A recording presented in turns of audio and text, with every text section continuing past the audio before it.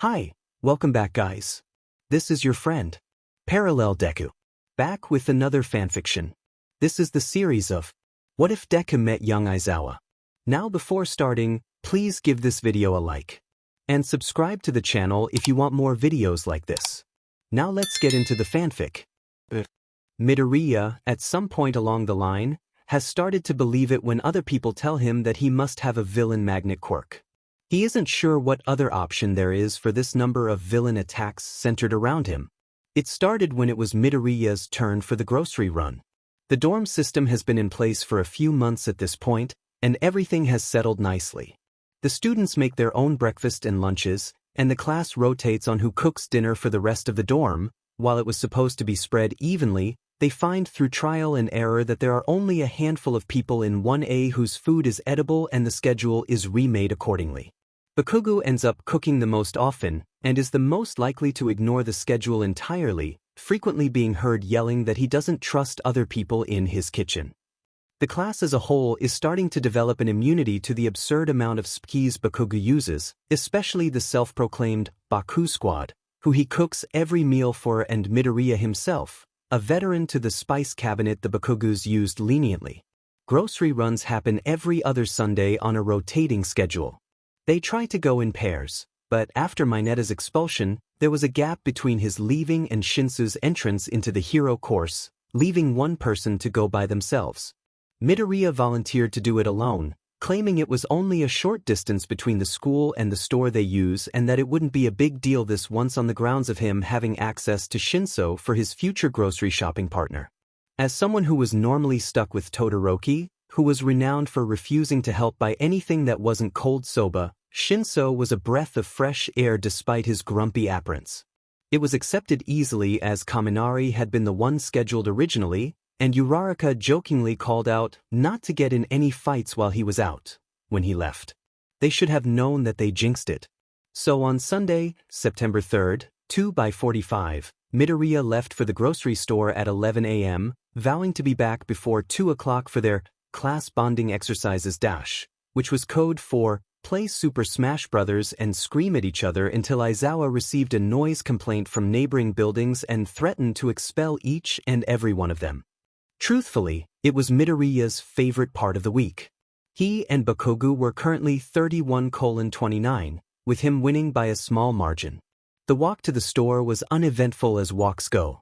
He waved to his favorite cashier when he got there before bringing out the list and starting the shopping. To be fair, he lasted about 15 minutes before the curse kicked in. He had been making a pretty decent time through the store, assisted by not having to wrangle Todoroki, when he heard a short scream from the front paired with an aggressive yell. He immediately dropped his basket and sped through the aisles, dropping into a crouch behind a display shelf of oranges to see what was happening. It was easy to deduct what the commotion was. An assumed robbery gone wrong, with a tall, lanky man holding a shaking gun to the cashier's forehead and a homely man with scraggly hair and a patchy beard holding a young girl by the scruff of her neck. The child was sobbing, and her mother was laying a while away, being held back by a man as she wailed to let her baby go. The man holding the child seemed to be on something, if the twitching and rapid glances said anything, or maybe he was just nervous. Regardless, his hands shook in a way that screamed something was about to happen, and Izuku had to make a split-second decision.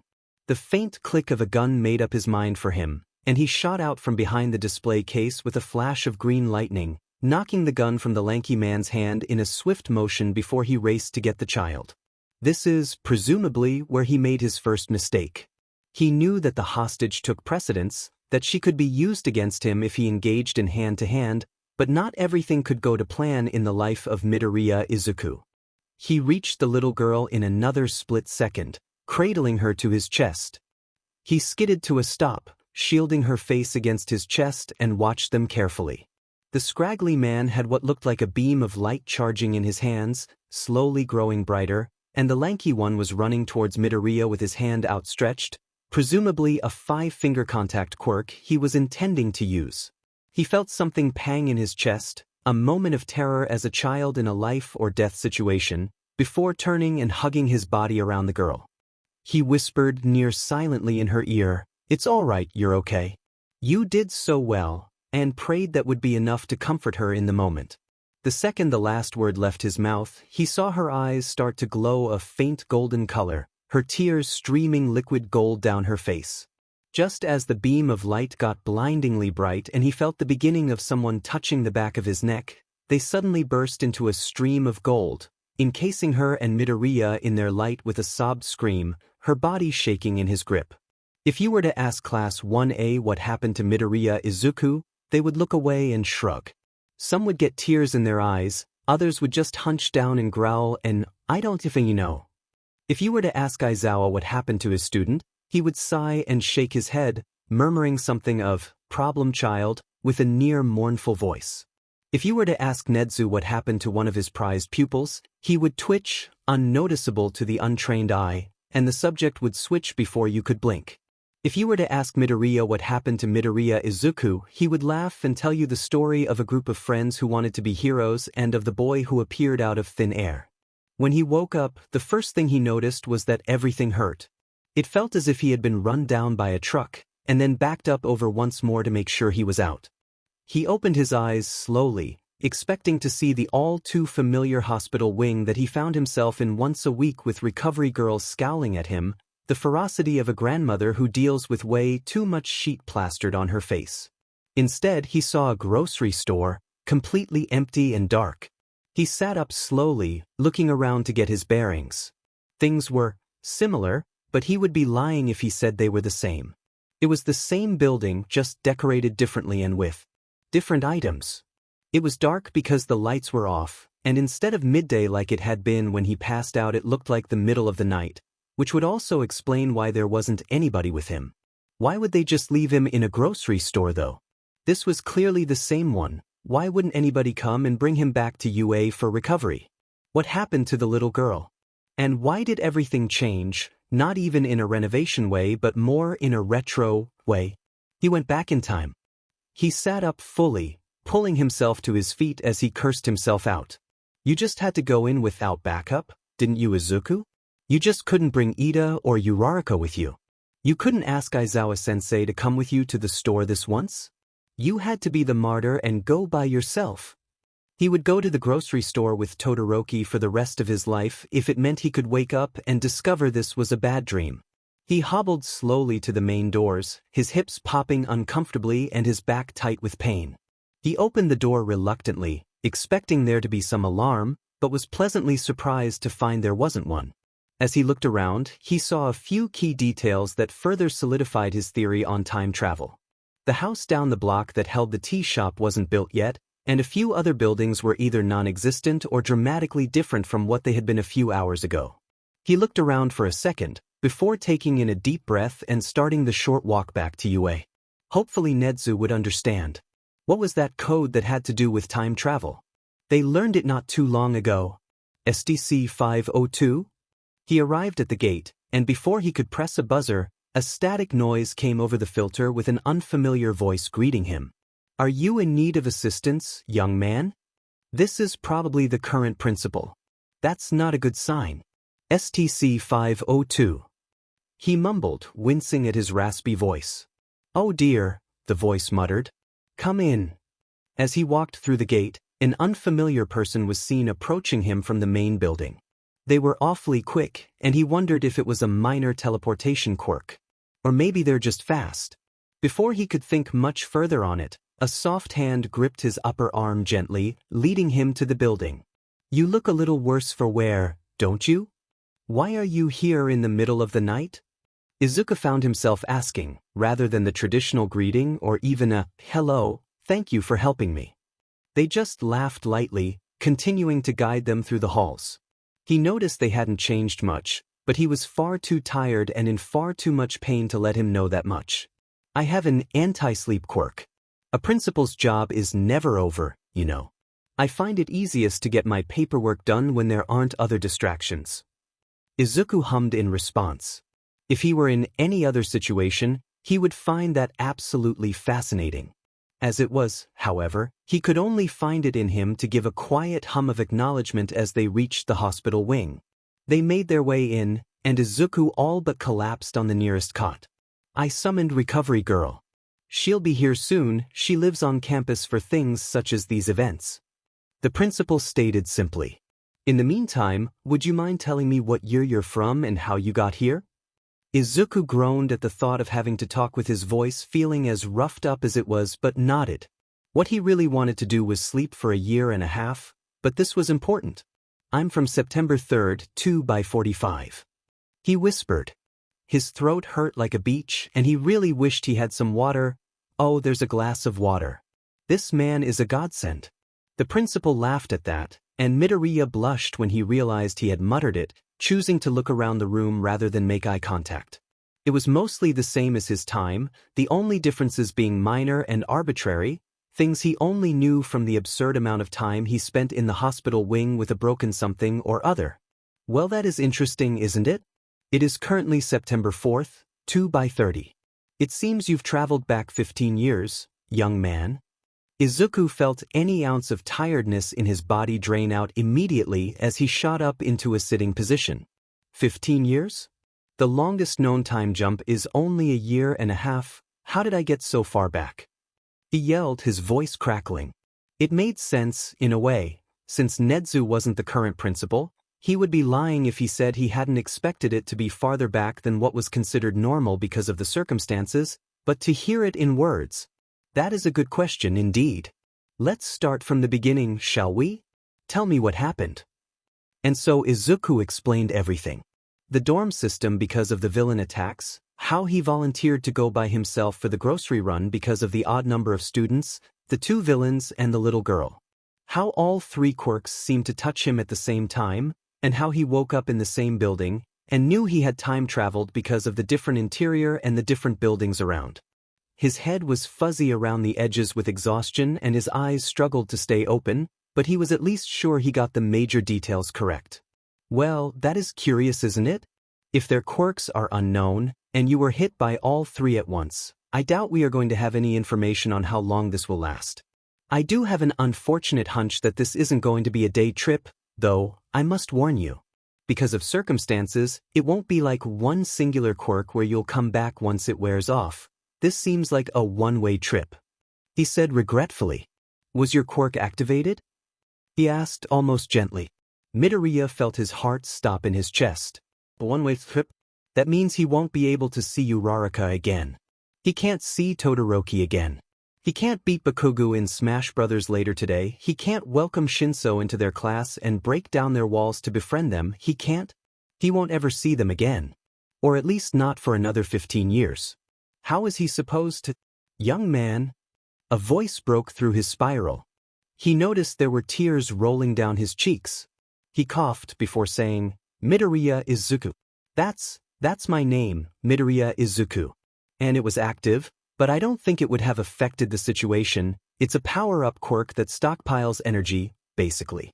It typically presents as strength enhancements, but there's a chance it could start manifesting in different ways if I train it.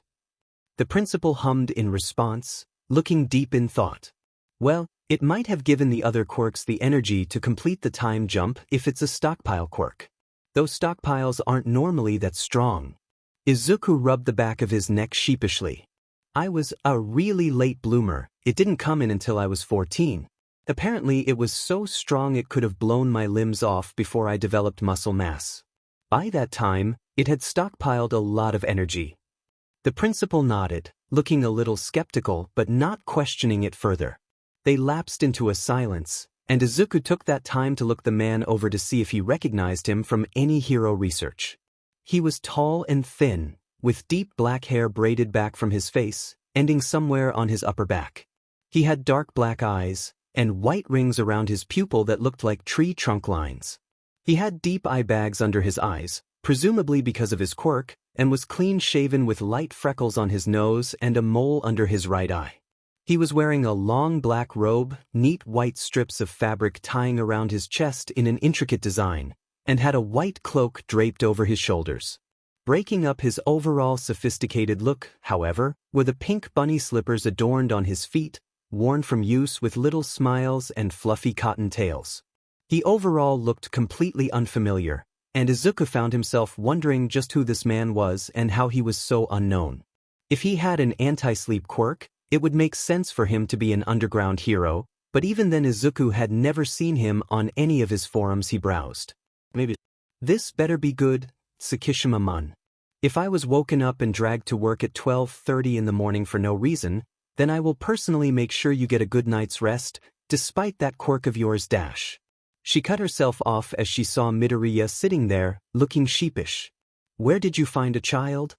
She hissed at the principal, apparently Tsukishima. He just sighed before explaining everything that has happened so far. An idea occurred to Izuku suddenly as he finished explaining, and Izuku blurted out, "Recovery girl if I said I was the 9th, would that mean anything to you? Are you his doctor yet?" Recovery girl's eyes suddenly widened as she stared at Midoriya with an incredulous expression. "It does. I am. You're the 9th? Well, that does make things a fair bit more complicated, doesn't it?" Izuku nodded sheepishly. Recovery girl hummed, putting her hand to her face as she thought. "I wonder how that will affect your timeline? How are we supposed to explain this to that big doofus? She cut herself off as she realized the look the principal was giving her. Izuku doubted the man had ever been more out of the loop in his life. "I'll explain it to you later, Tsukishima. For now, let me look you over, young man. Don't worry about any of that stuff right now, there's nothing that can be done about it now. We'll come up with a plan." Recovery girl soothed as she started looking him over. He felt any tension and fear that had been in his mind seep out slowly with her reassurances. She was right, there was nothing he could do. It would be arbitrary to worry about something that far out of his control. Recovery girl kissed his forehead after checking him over quickly, and he was aware no longer. It will be better when he wakes up, it has to be. When Izuku woke up, the sun was up again. A glance at the clock across the room told him it was 11 o'clock, later than what he slept for a long time. It took him a long second to remember what happened, and when he remembered he groaned loudly, knocking his head back onto the pillows. As he stewed everything over, Recovery Girl entered the room. When she saw he was awake, she immediately made a beeline towards him, tapping the ground with her cane in a rapid pace. For someone so small, she did move rather quickly. "Oh, you're awake. The principal has been caught up on the situation regarding your quirk, so you don't have to worry about him. Your homeroom teacher is in the loop as well." She started out, immediately clearing up any worries he had. Izuku sighed quietly from relief at not having to explain the concept of an inherited quirk to either adult. It was difficult enough in his timeline, add time travel to that and it made everything far more complex than it needed to be. Recovery Girl continued on, bustling around him and checking him over for any lasting effects as she talked. "I recovered your wallet and I saw your student ID. Since you were in the hero course, after some further discussions we have decided that if you choose you can continue on in the hero course. We saw you have your provisional license, so instead of the first years like you were, you'll be put with the second years, since the first years don't have their licenses here and all. You'll keep up with them much better if that's how far along you are. The homeroom teacher will test you academically to see where you stand and give you supplemental classes as needed for everything else." Izuku felt the misery and self-pity party he was having turn into incredulity. "Say second years? Are you sure? I mean, I'm only halfway through my first year." He cried out. Don't you listen at all?" Recovery Girl grunted. "I said, you'll be tested and placed in supplemental classes where needed. You have your provisional license, you'll only be held back in the first-year classes. Plus the principal decided that the second years have more open spaces, to say the least. You'll catch up in no time at all. You still want to be a hero, don't you?" She added sternly, pausing from where she had been prodding him and testing his reflexes. Of course I do." He stuttered indignantly. She nodded, a pleased look on her face, and finished his exam and before nodding him off. "You can go get changed and shower in the bathroom, there's clothes there for you. We had to get rid of anything you brought with you in case you brought back a disease none of us have immunity for, though we managed to sanitize your wallet and there is a new pair of shoes in there for you. You'll be able to buy a phone later, yours wouldn't have worked anyways this far back anyways. Afterwards, head to the principal's office, you have a lot to go over with him." Midoriya nodded numbly and got up to head to the bathroom she pointed out. Sitting on the counter was a school uniform, fresh boxers and socks, his plain leather wallet as promised, and a shiny new pair of shoes. He showered quickly, brushing his teeth with a spare toothbrush, and even managed to find some deodorant and hair products to make himself look less homeless and tired. After putting on the new uniform and shoes, plain black, he noted with a twinge in his chest, he finally headed out to the principal's office. It was a Monday, so he knew class was still in, but there were only a few stragglers in the hallway. A teacher passed him, someone he's never seen before, and gave him a strange look, but luckily didn't say anything about it. When he reached the principal's office, for a split second he thought the doors would open automatically like they did when you visit Nezu before he remembered it wasn't Nezu, it was Tsukishima. He knocked, ignoring the strange sense of disappointment at the new reminder, and a voice called out for him to come in. Tsukishima's office was nothing like Nezu's. Where his was a basic principal's office, classic Japanese-styled, Tsukishima's was more of a personal living room. The brown leather couch was replaced by a white, plush love seat with two other matching chairs scattered across the office as well as a yellow beanbag chair. There was an eclectic collection of multicolored pillows on almost every surface, and several different patterned rugs overlapping each other to cover what Izuku knew to be plain brown hardwood. The big desk was the same, but instead of being neatly organized with an overly large chair, it was an absolute mess of papers, pens with tassels on the ends, and bobbleheads, the plain chair being replaced by a large, yellow chair that oddly resembled an egg yolk. There was a hammock in the back corner, and most prominently, there were plants absolutely everywhere. Books were still littered across the bookshelves, but instead of being worrying titles that had to do with world domination and taking down society, there was old and new literature, titles in both Japanese, English, and surprisingly, German. Overall, Izuku found it was much less of an intimidating space than what he had expected. Tsukishima looked up from his pages of work sitting in front of him, curled up in his egg chair. Midoriya. Welcome. I'm sure you're off-put by the office, as most are when they first arrive. I find it easier to stay here the majority of the time rather than just bringing my work to a different location I won't use anyways, so I made the office much more homey. I find it peaceful, don't you think? Midoriya nodded silently. This man was nothing like he has ever met before, and he can't tell how to feel about it. Well, let's get straight into the swing of things then, shall we? Basically, because you have your provisional license, we've decided to place you with Class 2A. There are 11 other students, so you'll make the 12th. You'll be taking an all-encompassing test tomorrow to see where you're at and if you'll need any extra classes to catch up, but no worries if you do. Midoriya nodded along again, so he continued on his spiel. We can't inform the commission that you're a time traveler, I'm sure you know why. They can't have that kind of power, it would be awful for you and everybody else. So we need to come up with a backstory for you. The teachers that you'll be working with directly will be informed, and you have complete control if you choose to tell anybody else if you make friends, but for the most part you can't just say you're from 2x45. Any ideas? Midoriya shook his head quietly. It was easier to let Tsukishima do all the talking, he seemed to have a plan. He was much like Nezu in the sense that his questions were less so questions and more so acknowledgments of the other's existence. Great. We'll be going with the basic cover that you're in witness protection because of an accident that killed your parents. You're now a ward of UA, so you'll be living on campus in the teachers' dorms, and you can tell people that. If anybody presses for information, just say it's confidential because of the circumstances surrounding their death. He sounded very cheerful despite the worrisome words leaving his mouth, and it gave Izuku a bit of whiplash listening to him speak. He was strangely cheerful about all this. Izuku nodded again, regardless of the multitude of big feelings. You'll also need a new name. I know that might be difficult, but we have no idea how you being here will affect things, and if I'm correct you should be being born within the next year if you haven't been already. It would be a bit obvious if there were two Midoriya Izukus running around. Midoriya paused to think. He's always wondered what he would want to be named if it wasn't Midoriya. Maybe Yagi Izuku? A blush spread across his cheeks just saying it, but it felt right. If he could never see his mentor again, at least not in the same light as before, the least he could do is honor him with his last name. And Izuku, that's all he had left of his mother, he couldn't abandon it that easily. Gotcha. So you have a backstory and a new name. Next is the hard part. Your new hero name. It would be foolish to keep the same name you had. If you really want to keep it, you can, but if some kid out there hears of a hero named Deku and recognizes it, that's on you. He said sternly, pointing at Izuku with the pen he had been using to jot down the information they decided on.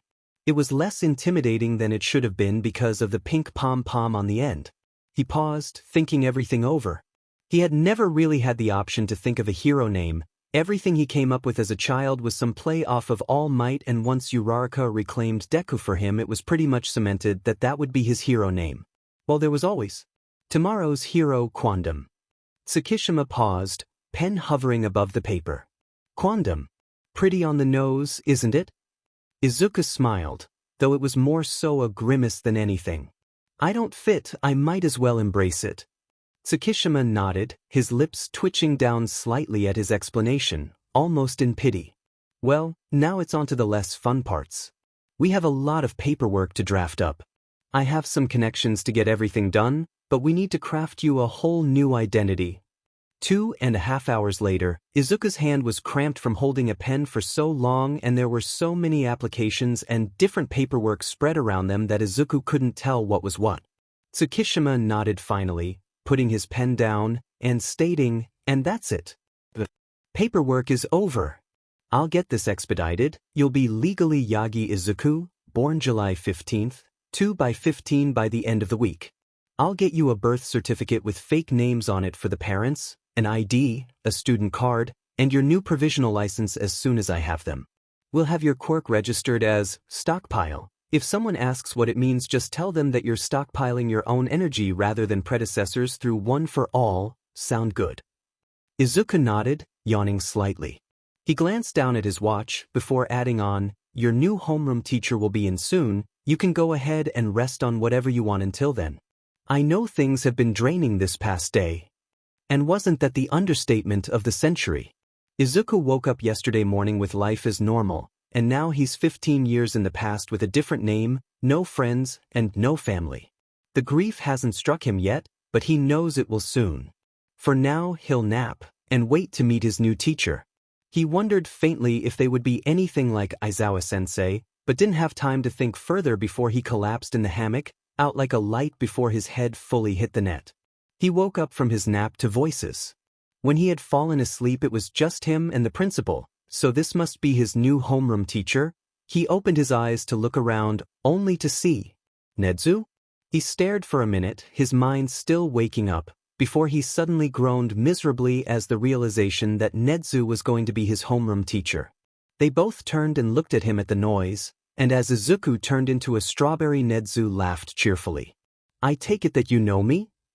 He asked, a joyful glint in his eyes. Why, I do. You were the principal of UA in my time. He stuttered out, recovering from the embarrassment of slipping up like that. Nedzu's eyes turned on a manic gleam, one Izuku knew all too well, and he and Tsukishima cringed at the same time at the memory thought of him with that much power. Tsukishima shuddered a bit, before quickly changing the topic. Well, I have a visitor that should be arriving any minute now that will be able to help you out with some further details. She works with witness protection. Her quirk allows her to alter someone's physical appearance as long as she can picture it in her head. A knock at the door interrupted him, and he smiled slightly. Speak of the devil, and she shall arrive. Come in.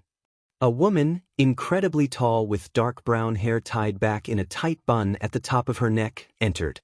She was wearing a basic black pencil skirt and white blouse with a black blazer over top, and she looked stern, though there was a soft edge to her face when she made eye contact with Izuku.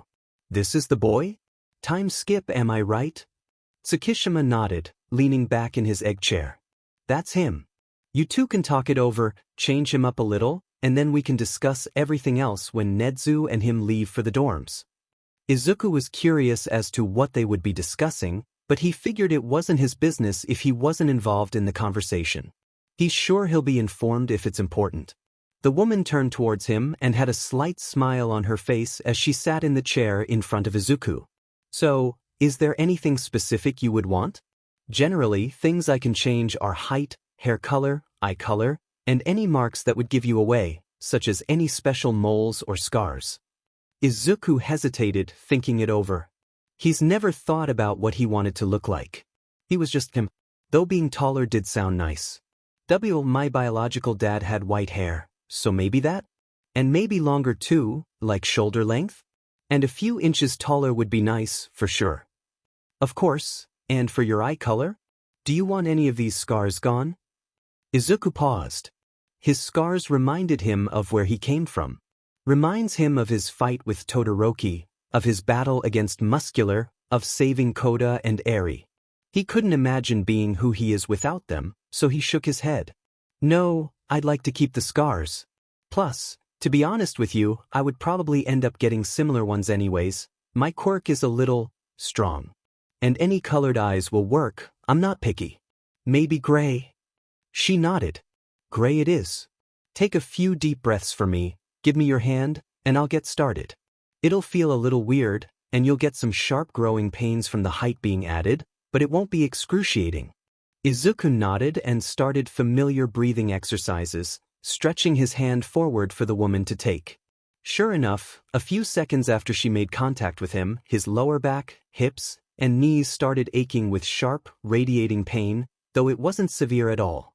His head felt tingly, and his eyes burned a little, like he had cried for too long or had a bout of dry eye. It wasn't painful, just a bit unpleasant, but after a few long moments it was over. When he opened his eyes, she was smiling at him, a little broader than before, and was looking all over his face, head, and legs, which he noticed were now resting comfortably against the floor rather than dangling slightly above it. She nodded finally, deeming him appropriately changed, and stood up, holding her hand out for him to grab. He wondered why until he accepted it, and as he stood, his entire body started swaying to the left. Tsukishima snorted quietly from behind his desk, and the lady cracked a small smile. Vertigo. It'll get better in a few hours, just don't go hopping between buildings until then. He's all yours, Nedzu. Tsukishima nodded at Izuku. I guess it's time to show you where you'll be staying. You'll take the comprehension test tomorrow morning, and join the hero course in the afternoon. There are 2 other wards of UA, so he'll introduce you, show you where you'll stay, and then leave you to your devices. There's a credit card funded by UA on your dining room table, as the apartment is very bare, so you'll be able to buy whatever decorations, furniture, and clothes you need or want online. Don't worry about costs, the commission funds it because of the law to do with wards, and I love spending their money. In fact, spend as much as you can. Tsukishima added, a glint in his eye that Midoriya recognized from his time in Aizawa's class. He immediately decided Nedzu was less threatening with the way this conversation was heading and scampered after him to head to the dorm building. The walk was quiet, but not awkward. Midoriya was busy in his head, and Nedzu quietly reflected on this strange boy and what class would be like with him involved. He was rather excited at the new unknown variable. As they reached the dorm, they heard faint crashing from inside, and Nedzu sighed almost inaudibly. You're about to meet your fellow wards. One of them is a little much, but the other is very reserved. You would think they balanced each other out. Nedzu just sighed again, exhausted already, before opening the door up to reveal a very disheveled room. Presumably, the first ward he would stay with was a tall girl with long dark green hair, leaves sprouting out of her roots among the curls, and pale green skin. She was wearing a dark brown jumpsuit tied around her waist, and an even darker brown tank top. She was standing on a table while screaming, hopping back and forth like some sort of tap dance.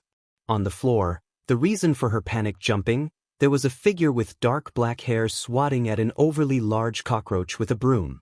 He looks familiar. Aizawa. He muttered, only Nedzu hearing him. Nedzu gave him a knowing look, but before they could step into the room the girl noticed them. Nedzu-sensei. New boy. Get it dash. Aizawa was still slamming the broom on the ground with surprising force, his face a little pale as it skittered around him. It touched his shoe and fluttered its wings threateningly, and he immediately gave up, joining the girl on the table and looking expectantly at the 2 in the doorway. Nedzu laughed before coming up and catching the bug easily with a cup. He picked it up and brought it outside, and Izuku watched as the girl practically melted in relief. My savior, she sighed. Aizawa huffed in distaste, before crawling off the table and fully noticing Izuku. Whose new kid? He grunted. Why Yagi Izuku? Izuku mumbled, looking anywhere but Aizawa's eyes. This is weird, this is weird. His sensei was standing in front of him 15 years younger, featuring shorter hair and no scar in sight. His eye bags were somehow darker, and he lacked the healthy layer of fat that their teacher had. Instead, he was all skin and bones, with knobby elbows and knees poking out through his clothes. Aizawa Shoyuta, he said in response, before turning around and going back to what he had presumably been doing before the bug got in. Oh, new kid. You have really cool hair. My name is Ito Nanoka, but everyone calls me Nana. You're Yagi? She had a faint accent, her vowels tilting up and her voice soft as butter. She seemed kind. Izuku could only nod along weakly. This is overwhelming. He missed his classmates, he missed his friends, his mom. He missed Yagi, he missed the Aizawa that knew him. Well, I hope you can enjoy staying here. It will be weird at first, but it gets better. Nana said gently. She must have picked up on his distress. He was sure he wasn't being very subtle. He just nodded once more, and Nedzu said something he didn't quite pick up before leading him to his room. Aizawa's was right across the hall, and Nana's was on the other side of the floor. He had his own living room, bedroom, kitchenette, and half-bathroom. There was a shared bathroom in the middle of the floor with communal tubs and a lock on the inside so nobody could barge in, the common room downstairs, and the big kitchen branching off of it. The upper floors were where Nedzu and Recovery Girl stayed, the rest of the teachers choosing to live off campus. Izuku took all of this in, and even managed to say goodbye to Nedzu as he left, but the second he left he found himself collapsing on the floor of the empty living room. Everything he knows is gone. All of his friends are gone, and probably don't know what happened to him. He'll never see Bakugo, or Uraraka, or Tsu, or any of them again. Not like he used to. The next time he'll be able to see them he'll be as old as Aizawa-sensei, gone for over 15 years. Will he remember their faces, their voices, their quirks? He'll never be their friend again, and his mother, his sweet mother. He can never see her again, not if he wants to keep this under wraps. Yagi will never hold him while he cries, Mike will never put smiley faces on the corner of his tests, Midnight will never ruffle his hair in passing. He glanced up and caught sight of himself in the reflection of the window. He looked good, he'll give the woman credit for that, but he looked nothing like Midoriya Izuku. Nothing like his old life. The grief of the last day caught up with him, and he felt the dam break. A violent sob tore out of his throat, and he curled in on himself, shaking like a leaf as he cried. His throat ached from the wails, and he faintly hoped that the walls were soundproof. But even with the thought of someone discovering him, he couldn't bring himself to stop crying. He rocked himself back and forth, desperately trying to calm the meltdown that was fast approaching, but couldn't do anything to stop the screaming cries as he grieved his entire life. He desperately knocked his hands against the side of his head, trying to pound the misery out of his head, but just let out another muffled wail whenever the sharp pain mingled with the grief in a terrible combination. He wasn't aware of the quiet knock on his door, or when it cracked open. He didn't see when Aizawa knelt across from him, coaching his breathing and gently redirecting when he tugged his hair and hit his chest. He only began to notice there was another person when the worst of it started to quiet, his violent sobs and screaming turning into miserable whimpers and silent tears. He looked up slowly, and was more than a bit surprised to see his old homeroom teacher kneeling in front of him, calmly instructing his breathing, his hands folded in his lap to prevent from reaching out to him by accident. He was the right distance away, not touching, but close enough Izuku could tell he was there. He let out a short whine and ducked his head back down into his knees. How embarrassing. Aizawa's first impression of him is nothing less than a full meltdown. That truly speaks wonders on how things have been going for him. Hey, none of that, Aizawa said, voice bordering soft in a tone Izuku hadn't heard from the man before he paused, continuing on a more hesitant note. Listen, I don't know why you're a ward of UA, or why you're starting halfway through second year, but know that we understand. Me and Nana. I was in foster homes my entire childhood. I didn't get a break until I was accepted into UA and Nedzu noticed the signs of abuse. It's safe here, it might be weird and unconventional, but it's safe and warm, and you'll be alright. His words were awkward and stilted, but you could see the effort he was putting into it to make sure he was saying the right things. Izuku felt a warm spot replace a large part of the terrifying cold emptiness that had been there the past few hours. Izuku sniffed again, before looking back up to Aizawa. He opened his mouth to speak, but his voice got caught in his throat. He furrowed his eyebrows in frustration at his lack of functioning vocal cords, but Aizawa noticed and added, "Do you sign? Would that be easier?" Izuku nodded, relieved. "Sorry. Didn't mean to. It's all just so much." Aizawa nodded in sympathy. "It's alright. Don't be afraid to ask for help. I'm not the best with emotions, but there are some other kids in our class who will be able to help more. Tomorrow, you can sit with us at lunch if you want. They're kind of loud, but they're harmless.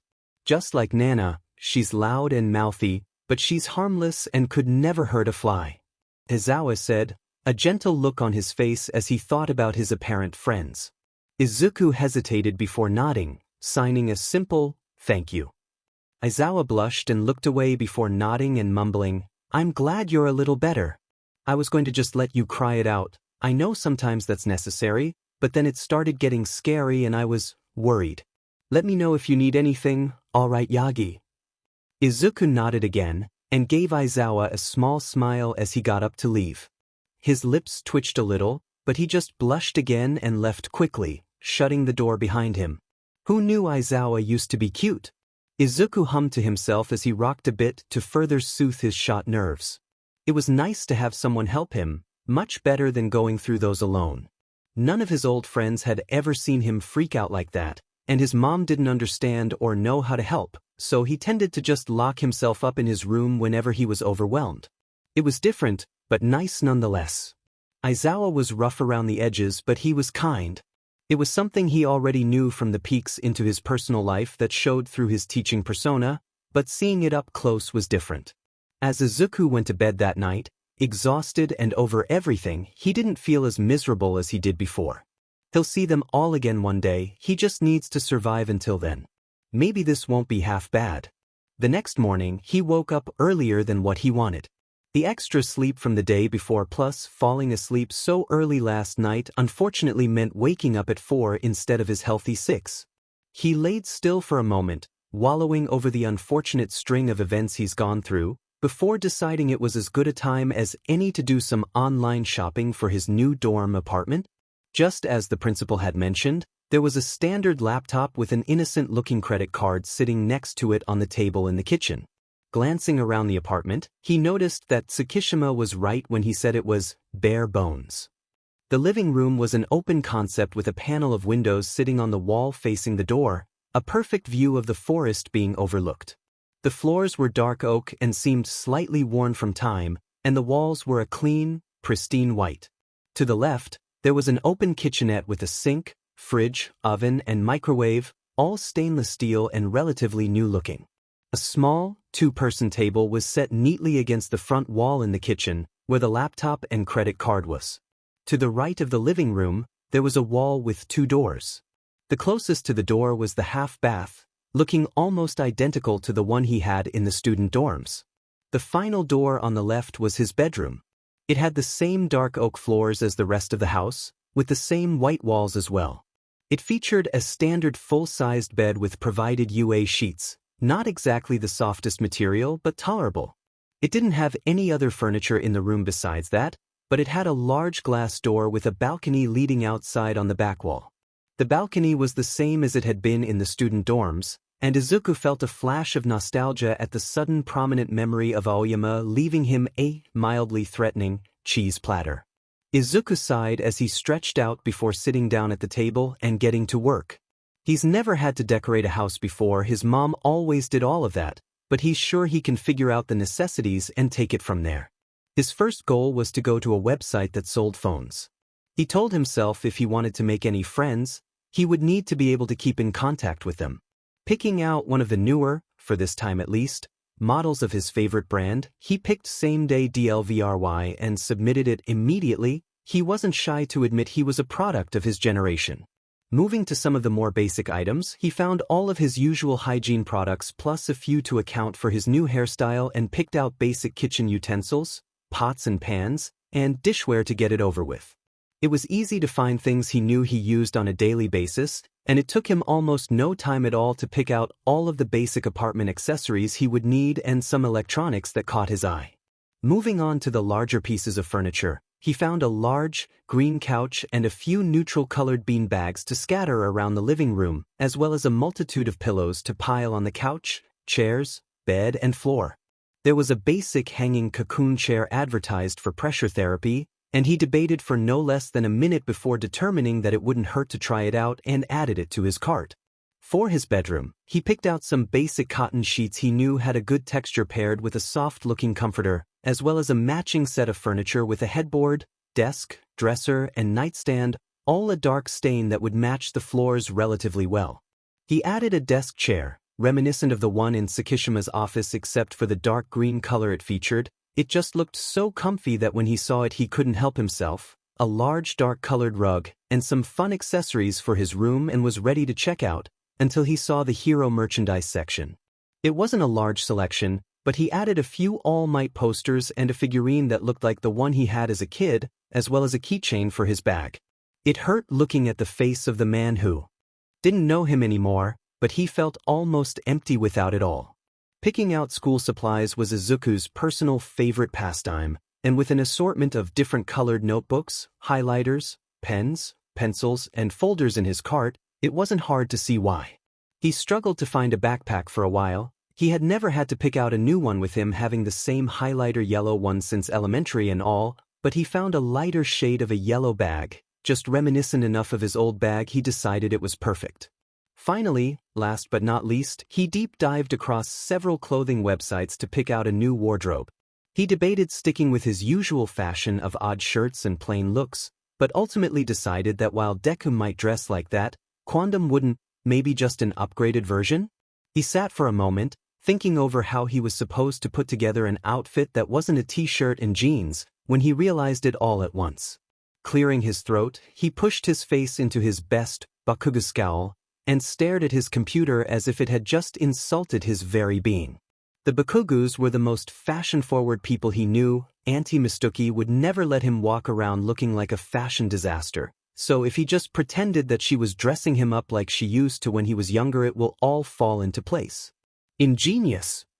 He ended up mostly scrolling through the female sections rather than the male sections, much to his own hesitation, but every time he thought about switching to the male section his inner Bakugu smacked the back of his head and called him a coward.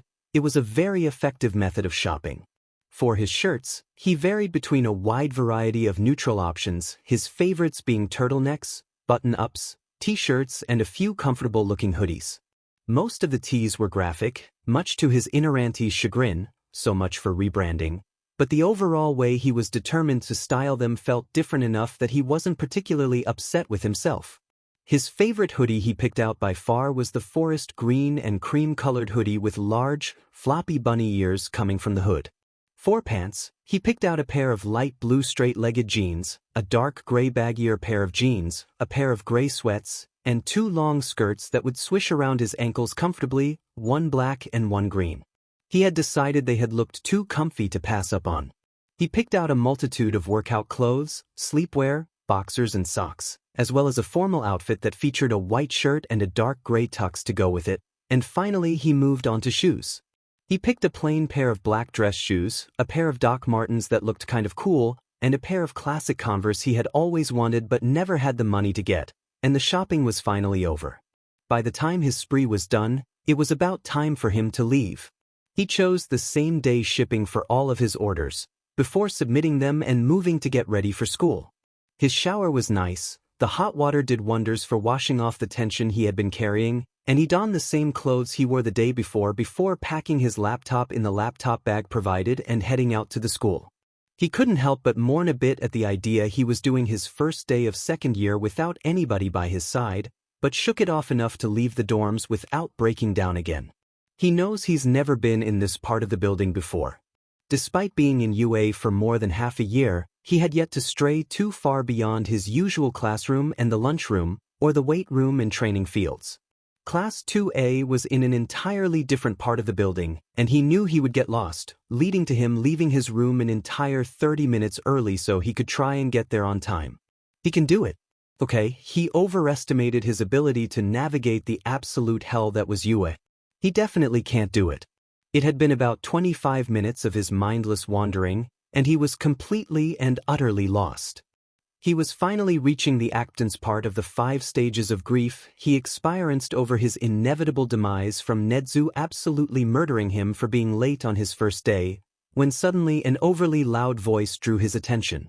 He felt his entire body freeze as he slowly turned around, and sure enough, there he was. Present Mike in the flesh, his hair much shorter than what it would grow to be but still styled in the classic updo he sported and a slightly rounded face with no facial hair, giving him a baby look. He walked with a student that had light blue, wispy hair and a white strip of bandage on their nose, and Aizawa, who looked even more tired than usual. He froze, watching them for a split second, and in that second Aizawa caught his eye, nudging the other two to shut up. "Hey, are you new?" the blue-haired kid asked. Aizawa cut him off before Izuku could stutter out an answer, saying simply, "He's a new ward, we met yesterday." "Yagi, right?" Izuku paused, confused for a minute, before starting and nodding quickly. "Why yeah, Yagi Izuku. I got lost looking for class 2, he muttered, pointedly not making eye contact so he wouldn't freak out more than what he already was. Baby present Mike suddenly got excited, bouncing up and down a little before all yelling, "Hey! That's our class 2. Follow us, Yagi will lead you there." Izuku smiled a little before nodding, and tailed behind their group like a lost duckling as the blue-haired kid continued what he had been saying. Aizawa lagged behind the others, choosing to stand beside Izuku. "That's Yamada. He's a little bit of a dumbass, but he's harmless. He gets stupidly loud sometimes because of his quirk, so don't be surprised. The other one is Shirakumo. He's also loud and dumb but not nearly as much as Yamada." Aizawa got a tired expression on his face that Izuku knew very well. "Welcome to the group of extroverts. Try and hold on as well as you can." Izuku let out a noise that faintly resembled a laugh, just choked off and quiet. Aizawa glanced over, and his face softened a bit from the dead stare he sported at what was surely an "I'm overwhelmed" expression in Izuku's eyes. He opened his mouth, probably to say something reassuring like he did yesterday, but before he could Yamada suddenly announced, "And here we are." Aizawa just sighed again, and Izuku stuttered out his thanks as Yamada laughed and brushed it off. The moment they walked into the room, however, Nedzu looked up from where he had been sitting behind his desk, a crazed grin on his face at the sight of Izuku.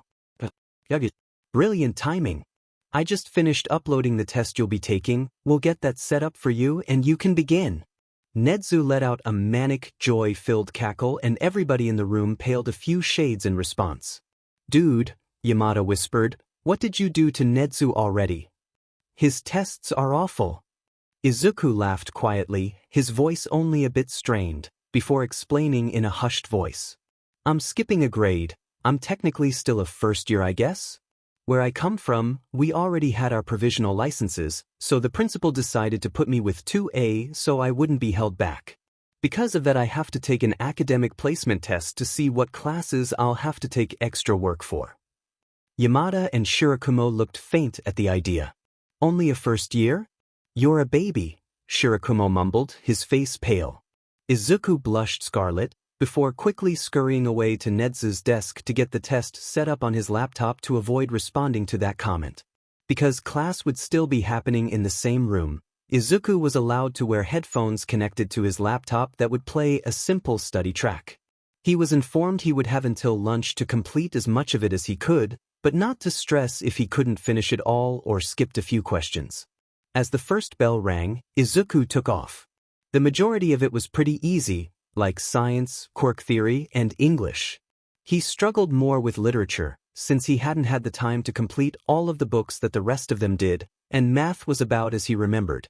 The test ranged from early middle school up to stuff he had never heard of, but he did his best to answer everything or at least attempt to answer, and before he knew it the lunch bell was ringing and Yamada was tapping his shoulder.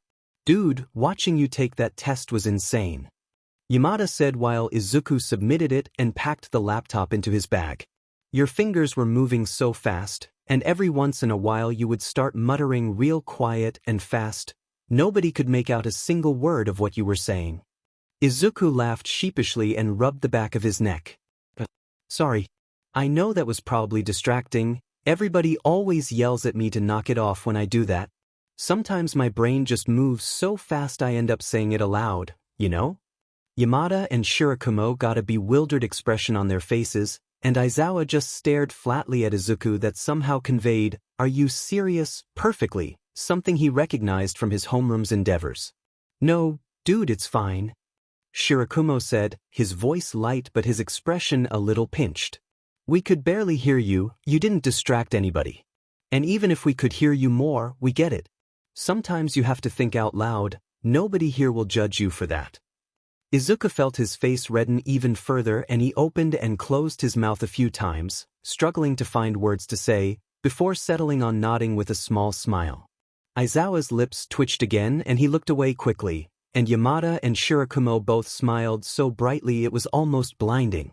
"Let's just go to lunch," Aizawa muttered, his face pink. Shirakumo glanced at him, before looking between Izuku and Aizawa rapidly, a stupid grin suddenly on his face. "Yeah, let's go to lunch. You coming, Yagi?" Shirakumo said, the face not slipping once. Izuku, while confused at the sudden reaction, nodded shyly and followed them out towards the cafeteria, which thankfully hadn't changed. They inched through the line, no less busy than it had been in his time, but just as Izuku expected them to turn right back into the cafeteria they turned left. Izuku paused, a little confused, but followed them anyway as he decided they would tell him if they didn't want him there anymore. They trailed up a few flights of stairs, Shirakumo and Yamada talking about whatever they had learned during class while Aizawa and Izuku walked quietly behind them. Finally they reached a big metal door at the top of the building, and Shirakumo silently passed his tray to Yamada at the sight. He didn't hesitate to take it and waited patiently for Shirakumo to finish, picking the lock. Unexpected, but not a deal-breaker. After a second of fiddling, Shirakumo got the doors open, and they filed out onto the roof. It was a bright day, cold from the incoming winter chills, but not cloudy or rainy thankfully. Yamada took a deep breath at the slight bite, his eyes closed and a large grin on his face as he enjoyed the fresh air before they scurried away from the front of the roof into a little alcove, hidden from the wind and the edge of the building where anyone could see them. There was already a girl sitting there, and after a moment of looking at her, Izuku recognized her, with dawning horror, as pro-hero, Midnight. After a second of cursing himself out for meeting every single person he knew in his time, he brushed it off as well as he could and ducked into the spot left for him next to Aizawa. As he settled, Midnight suddenly interrupted her loud complaints about how long it took them to stop and stare dead at Izuku. "Who's the new kid?" she questioned, looking more than a bit confused at his arrival. Izuku felt his face turn scarlet under the scrutiny, any explanation dying in his throat as he ducked his face down into his chest to avoid looking at her. Yamada cheerfully explained he was new in their class as a noise thumped through the air, presumably Aizawa smacking the back of her head if her whining had anything to do with it. She suddenly stopped in her tracks when she noticed the slight shake of Izuku's shoulders, like he was waiting to be punted out of the alcove, or even worse off the roof itself. If Izuku had been looking at her, he would see the almost soft, regretful look grow on her face as she realized she had made him think he was unwelcomed. "Hey Kiddash? I didn't mean that in a bad way, I was just surprised these fools adopted a new one. The last stray they picked up was Shoyuta here, and he's such a grumpy but I didn't expect another one to come around so soon," she explained, sheepish under the heavy, quirk-supported glare that Aizawa was pinning her down with. Izuku sat for a moment, a bit surprised, before nodding sheepishly as he avoided eye contact with a simple signed, "sorry," toward them all. All of them immediately reassured him there was no need to apologize, before the conversation topic switched fluidly and they all dug into their lunches. Izuku took a minute to get the urge to stim out of his system by drumming his fingers against his right thigh, before, internally, shaking off the feelings and looking up to catch up to their conversation and start his own lunch. He nearly jumped out of his skin, however, when instead of them all doing their own thing, Yamada was looking at him intently. Izuku and him made awkward eye contact for a moment, before Yamada offered a small smile and looked back to Midnight, who was talking about how this girl in her class tried to slut-shame her before Midnight beat her but during training. Oh, talking about training. Shirakumo suddenly announced loudly, "Yagi, you're joining us for afternoon training, right? You don't have any more hell tests to do." Izuku hummed quietly, trying to test if his voice was back yet, and was only mildly disappointed to find it wasn't. He raised his hands to sign, before realizing he didn't know if Shirakumo knew it, settling for a nod and small smile. Shirakumo glanced at where his hands made a half-aborted attempt to raise, before saying, "We all know sign, by the way. Yamada over here is deaf, so if you ever need to sign instead of speak you can." Izuku glanced over at Yamada, mildly surprised by the sudden announcement. Yamada just grinned and moved his head to the side to show the hearing aid in his ear, proudly announcing, "Deaf for 12 years and counting." Aizawa rolled his eyes, muttering something under his breath about "Of course you're still counting, moron, it won't exactly go away." Izuku smiled gratefully at the two of them, before signing, "Thank you for telling me. I am joining afternoon training, though I wonder if he'll have me do an assessment test instead of whatever the rest of you are doing." Shirakumo grinned excitedly. "Yeah, he probably will.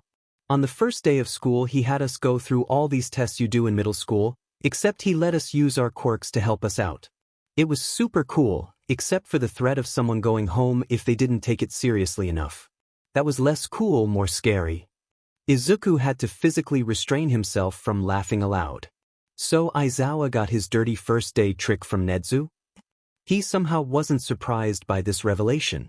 Aizawa grumbled under his breath a little before muttering, "It's great for everybody with an offensive quirk. Anybody who doesn't have a powerful, heroic quirk is just doing quirkless assessment tests like always." Yamada and Shirakumo both groaned at the same time. This was clearly a recurring topic, which was absolutely hilarious to Izuku, who knew for absolute fact Aizawa adopts the very strategy that he apparently hates so much. "What is your quirk, by the way?" "Mine's voice. I can be super loud basically. Oboro here can make clouds, and Sho can erase other people's quirks when they look at someone." "Don't forget about me," Namuri hissed under her breath. "I can make people fall asleep with a gas I can make from my skin. It works best on straight men and gay women though." She nearly purred, becoming much more like the R-rated hero he remembered. Izuku snorted quietly at the memory before responding. "It's an energy stockpile quirk. It presents as super strength right now, but as I train it, there might be a chance it could manifest in different ways."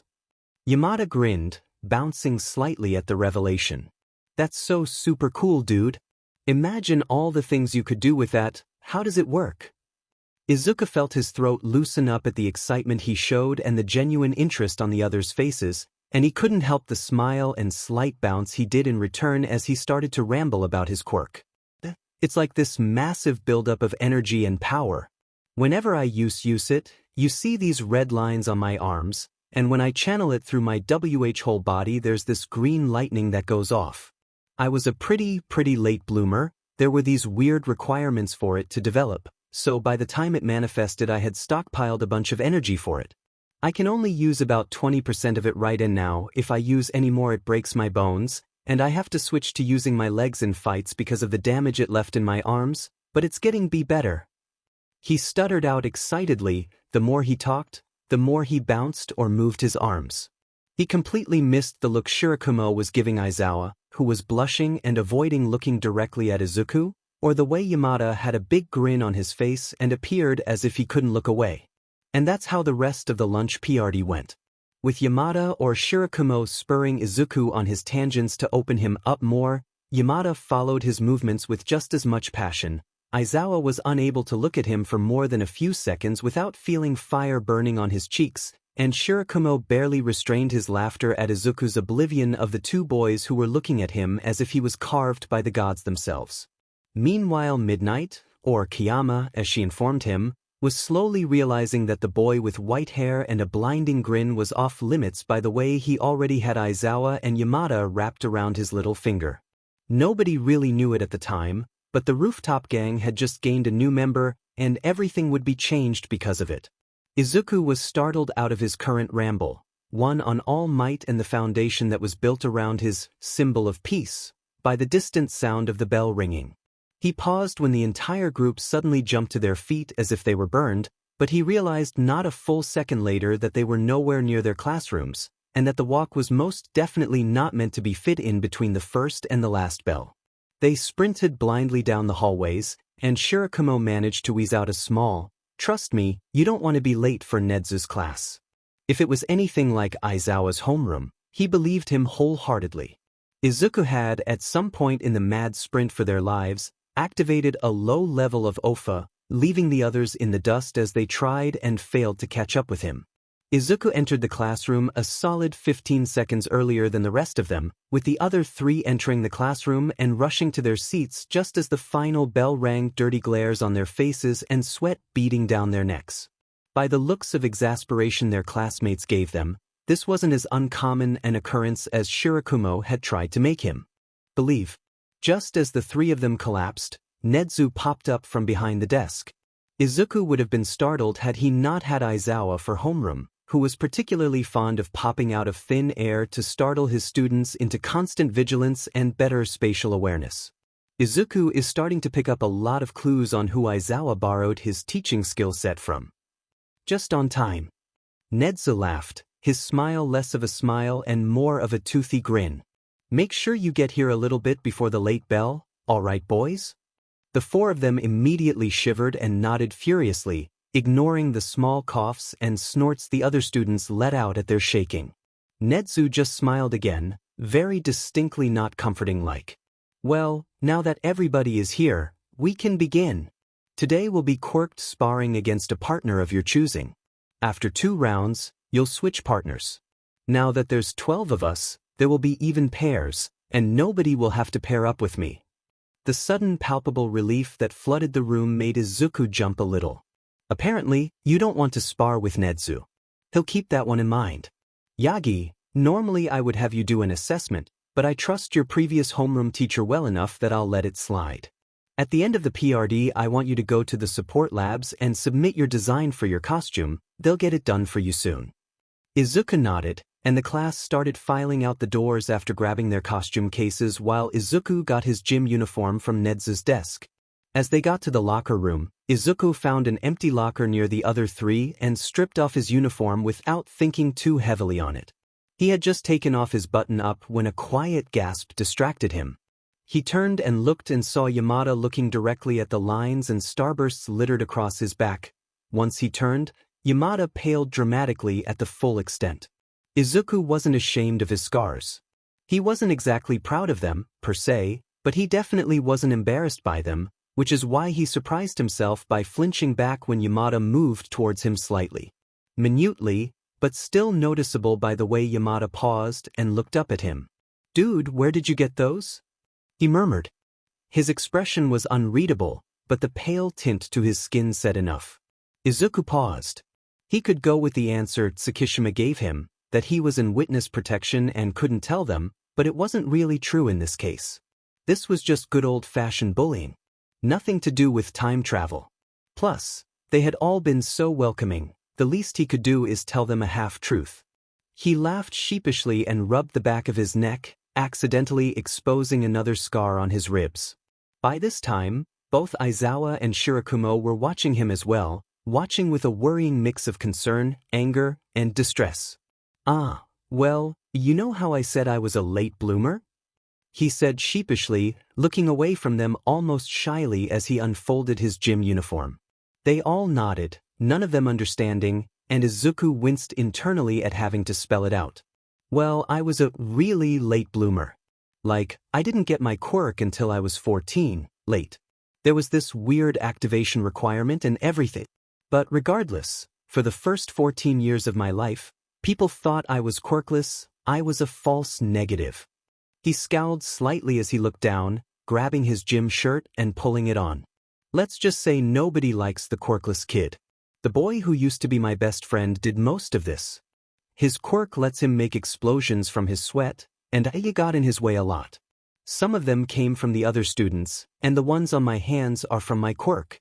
but most of them, he wasn't a good person for a long time. He stripped off his uniform pants, grateful for the long boxers he wore that covered the harder to explain away scars he's left, and pulled on the gym pants while they processed what he had said. By the time he looked up, Aizawa was pale and had a murderous glint to his eyes. Yamada looked like he was ready to either burst into tears or burst someone's eardrums from how loud he wanted to scream, and Shirakumo seemed to be in shock, a sad look in his eyes as he looked absently at where he knew the scars lay. "I mean, it's not a big deal," he mumbled hurriedly. "I was creepy, and the teachers never told them it was wrong, so they didn't understand that it wasn't okay or that I was a person too, especially my old friend Dash. That seemed to make it worse if the way all three of them suddenly whipped their heads towards him meant anything." "Dude," Shirakumo said slowly, "that's not okay. It doesn't matter if nobody told him it was wrong, which is a whole other concern, by the way, it still doesn't make it all right that he left scars. And so many.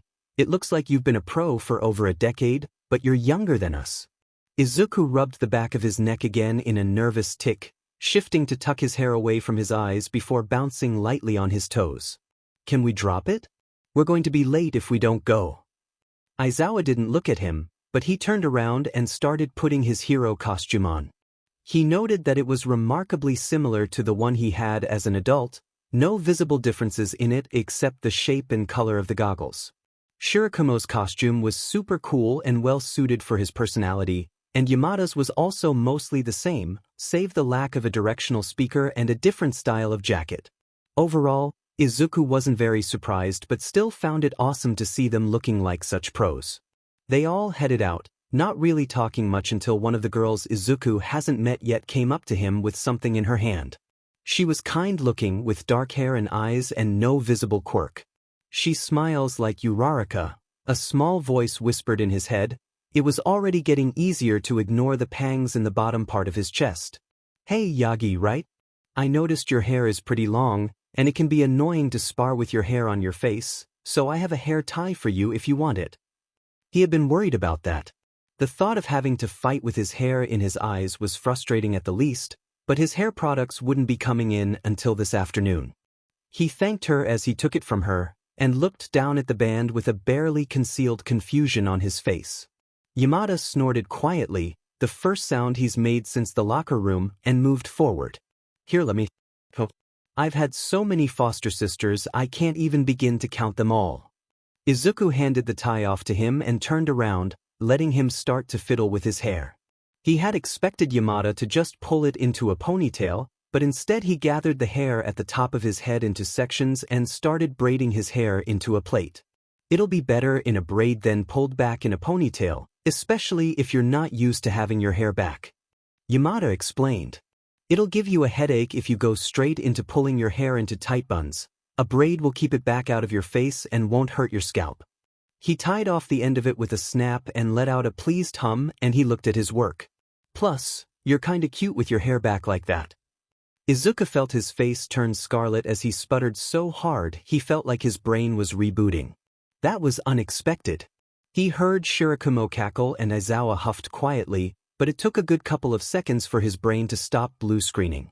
Yamada had a strange glint in his eyes as he watched Izuku buffer, but before anyone could say anything else Nedzu clapped his paws together at the front of the gym. "Everyone partner up," he cried out cheerfully. Shirakumo grabbed Yamada by the ear and dragged him over to a mat, excitedly talking about a new move he learned, so Izuku turned to Aizawa. "Want to partner?" Aizawa, oddly enough, blushed a little before nodding. They went and claimed the mat next to the other two, who were already knee-deep into their, incredibly loud, match, pieces of cloud scattering every which way from the blasts of sound splitting the air. Aizawa got into a fighting stance, but before he could even blink, Izuku was on his side of the mat, ramming him in the stomach with his shoulder as he knocked him onto his back. Aizawa struggled to get out of his grasp, but even without his quirk Izuku was stronger than him by a long shot. Pinning his hands under his knees, Izuku pressed one hand on his chest with the other wrapped around his neck, not squeezing, but still showing a clear win.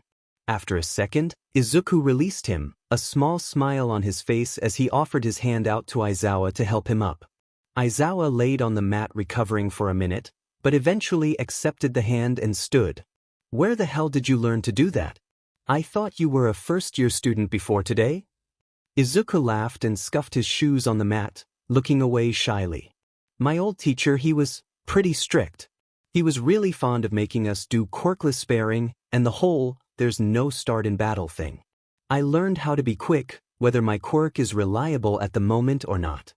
Aizawa just let out a quiet laugh and shook his head, getting back into battle stance. This time Aizawa made the first move, his quirk activated almost immediately and his capture weapon lashing out at Izuku's leg. Izuku noticed that he wasn't nearly as proficient with it as he was in the future, which was understandable but still pretty amusing when he fumbled with it. Strangely enough, it took a bit of adjusting to get used to the Aizawa who has had his capture scarf for less than a year compared to the Aizawa who has had it for a decade and a half. The weapon wrapped around his calf and dropped him to the mat hard, but just as Aizawa rushed forward to pin him, Izuku lashed out with his free leg to knock his dominant ankle out from underneath him, shifting to his knees and moving to pin his arms like he did before. Before he could fully pin him, however, Aizawa kicked his leg up and kneed him in the groin, making Izuku grunt in pain as he was flipped and pinned. Thanks for the lesson on pinning, Aizawa snarled, his lips pulled back in a ferocious grin, his knees on Izuku's hands and his arms on either side of Izuku's head. Ignoring the weird feeling in his chest, he let out a loud, barking laugh and snarled right back up at him. Good try, Aizawa, but you forgot one thing. Aizawa's face dropped into confusion, but before he could ask, Izuku had jerked his left leg out, tangling it around Aizawa's thigh and using it as leverage to roll over so Aizawa was thoroughly tangled underneath the man. Aizawa felt his entire face light up like it was on fire as Izuku leaned in close, a new glint in his eyes as he bared his teeth at him. I'm a lot heavier. What works for me won't necessarily work for you. Aizawa's flush creeped down his neck, and Izuku let out another laugh, one far more gentle and kind as he leaned back and offered his hand out again. He accepted it after a moment of hesitation, strange, new feelings buzzing in his chest like a swarm of angry bees, and was pulled to his feet easily. So how would you recommend I pin someone bigger than me? He asked, part of him genuinely curious and the other part kind of wanting to be pinned again.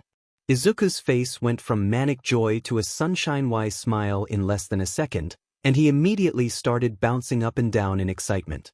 Oh, that's easy. I used to be real short and scrawny before I had a growth spurt. I can definitely help you with that. As Izuku explained what Aizawa would want to do for larger opponents, neither noticed the two sets of eyes on them from the neighboring mat.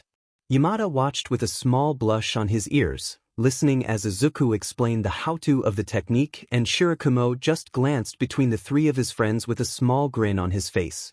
It was rare to see Aizawa looking at someone like that. In fact, the only other person Shirakumo has seen him look like that towards was his sparring partner himself. Shirakumo watched as Izuku demonstrated the move on Aizawa before letting him try it out to get a feel for it. They would all be awfully cute together. He wondered how they would react to a certain love expert he knows poking their heads in. His fingers rolled over his phone lightly, and he couldn't help the small laugh that bubbled out as he thought of Kiyama's interventions. This was going to be fun. Finally, after the third time of Aizawa trying the pin, he finally managed to keep Izuku down, and Shirakumo couldn't help but let out a quiet snort at the sight of Aizawa's small, proud grin as Izuku flopped like a fish out of water to test Aizawa's hold. That's so much better. Are you ready to switch partners? Izuku giggled once he had been released. They both turned and glanced at Shirakumo and Yamada to see if they were done, and Izuku smiled brightly when he saw they were. Aizawa nodded, the small smile not leaving his face as he turned towards them. Shirakumo all but leapt forward and grabbed Izuku by the arm, pulling him to the mat. I want to turn with Mr. Strong Arms. He crowed, pushing him to one side of the mat and placing himself firmly on the other. Aizawa rolled his eyes good-naturedly and went to the other side of the mat Shirakumo had been on moments before, waiting for Yamada to make the first move. Shirakumo let himself grin widely as he waited for Izuku to make the first move. In his match against Aizawa, he hadn't used his quirk because of his knowledge on Aizawa's. But against Shirakumo, all's fair in love and war. Just as he finished that thought, Izuku's entire body lit up with green lightning, his eyes shining with a toxic light and his braid rolling like the ocean from the waves of energy coming off of him. Shirakumo felt himself hesitate for no more than a second, shocked at the sudden display of power, but that was all Izuku needed to press forward and aim a super-powered kick to Shirakumo's head. Shirakumo immediately ducked and rushed to Izuku's open side to try and get a jab in, but before he could so much as blink, Izuku was behind Shirakumo, the only cue being the green lightning flickering along the edges of his vision. Grabbing his shoulder with his hands and swiping his foot out harshly, he didn't so much as breathe before he was on the mat hard. He laughed loudly, overjoyed at his new sparring partner. "Dude, where the hell did you learn to fight like that?" Izuku giggled back, helping Shirakumo to his feet, and he brushed his hands along his pants. "I cleaned a beach." Shirakumo paused from brushing imaginary dirt off his jacket to look up at him, confused at the sudden topic change. "You cleaned a beach?" "Yeah," Izuku responded, another shy smile on his face. "I cleaned an illegal dumping ground that used to be a beach for 10 months, and then my old homeroom teacher absolutely pounded fighting techniques into my class's head because of—" He cut himself off, looking down a bit. "Because of the circumstances our class was in. It's also why I have my provisional license and why I'm with your class."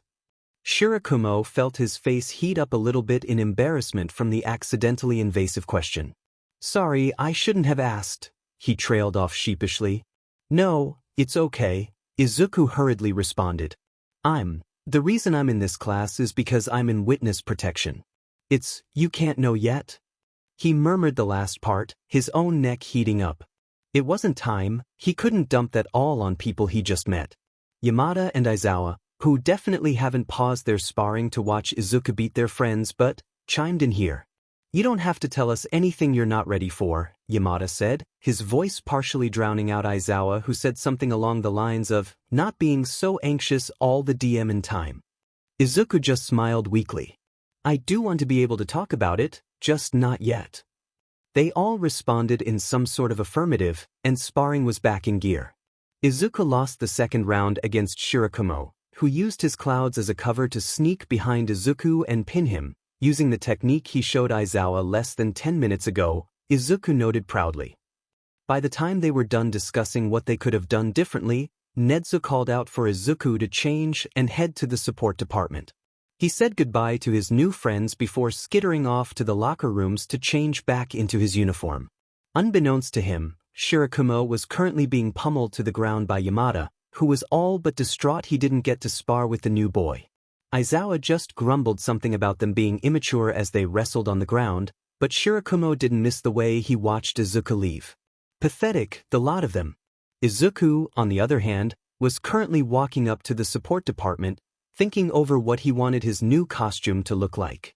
The never-ending green and red didn't make as much sense now that he had white hair, and he was kind of scared he would look like a knockoff Santa, so maybe he could go with a bunny theme? The ears on his old costume did have a very bunny-like appearance, and with his bouncing fighting style it would make sense. Maybe he could take that concept and run with it. It would help to be cute appearing, especially if he went underground. Just as he was beginning the debate on the pros and cons of a short fluffy tail being added, he suddenly had the overwhelming urge to duck and cover. Never one to ignore that alarm, especially around the support labs after his first mistake. He took shelter behind a corner just as the door exploded off its hinges, slamming against the spot Izuku had been standing no less than 4 seconds ago. For a split second, he had a terribly familiar memory of Mei doing this frequently enough to have her own code. This déjà vu was only strengthened when a familiar voice yelled an exhausted, "Hatsum," almost wailing about the cost of doors and insurance. "It's a vital part of the process." A voice called out. That broke him out of his stupor. It wasn't Mei. This voice, while still slightly feminine, was much lower than Mei's ever has been. Slowly creeping over the rubble, he saw a display that made his heart positively ache.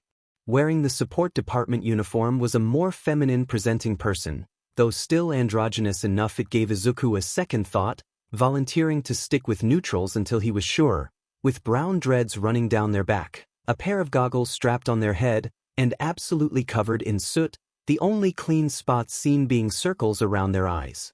The eyes snapped over to Izuku, and a manic grin covered their face. A newbie. Yes. What are you here for? Support items? A costume? Both. They screeched joyfully, flinging themselves across the room. They would have nearly tackled Izuku had a hand not caught them mid-jump. Looking over, Izuku saw a boy, a little taller than the person with dreads, with wild pink hair sticking up in all directions and tired yellow eyes that had very familiar crosshairs. Izuku immediately knew who Hatsume's parents were, and couldn't help the small smile as the boy scolded them about manners and patience. As the two argued between themselves, something about not tackling new students, he glanced over just in time to see Nana looking up at him. Her eyes immediately crinkled up in a wide smile, and he couldn't help but smile back at her. She seemed to be working on wiring for a large metal contraption scattered in several pieces along her workspace, and it didn't take very long for her to get absorbed back into her work. The argument was interrupted as they finally just rolled their eyes before grabbing Izuku's arm and dragging him off to their station. Don't mind Suzuki, he's a spoilsport. My name is Hatsume Emma, they them please. I'm a third year, and if you're here for a costume and support items, we're the people for you. Izuku smiled faintly with more memories of a pink-haired tornado whipping through the support wing like she was born there.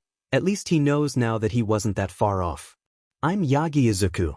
I'm a first second-year hero course student. I came to get a costume designed, support course items drafted, and everything submitted. The manic gleam grew tenfold in Hatsume's eyes, and he heard a groan from the front. Glancing to the front of the room, the young version of Power Loader had his head down on the desk with everything he owned covered by a thick layer of soot.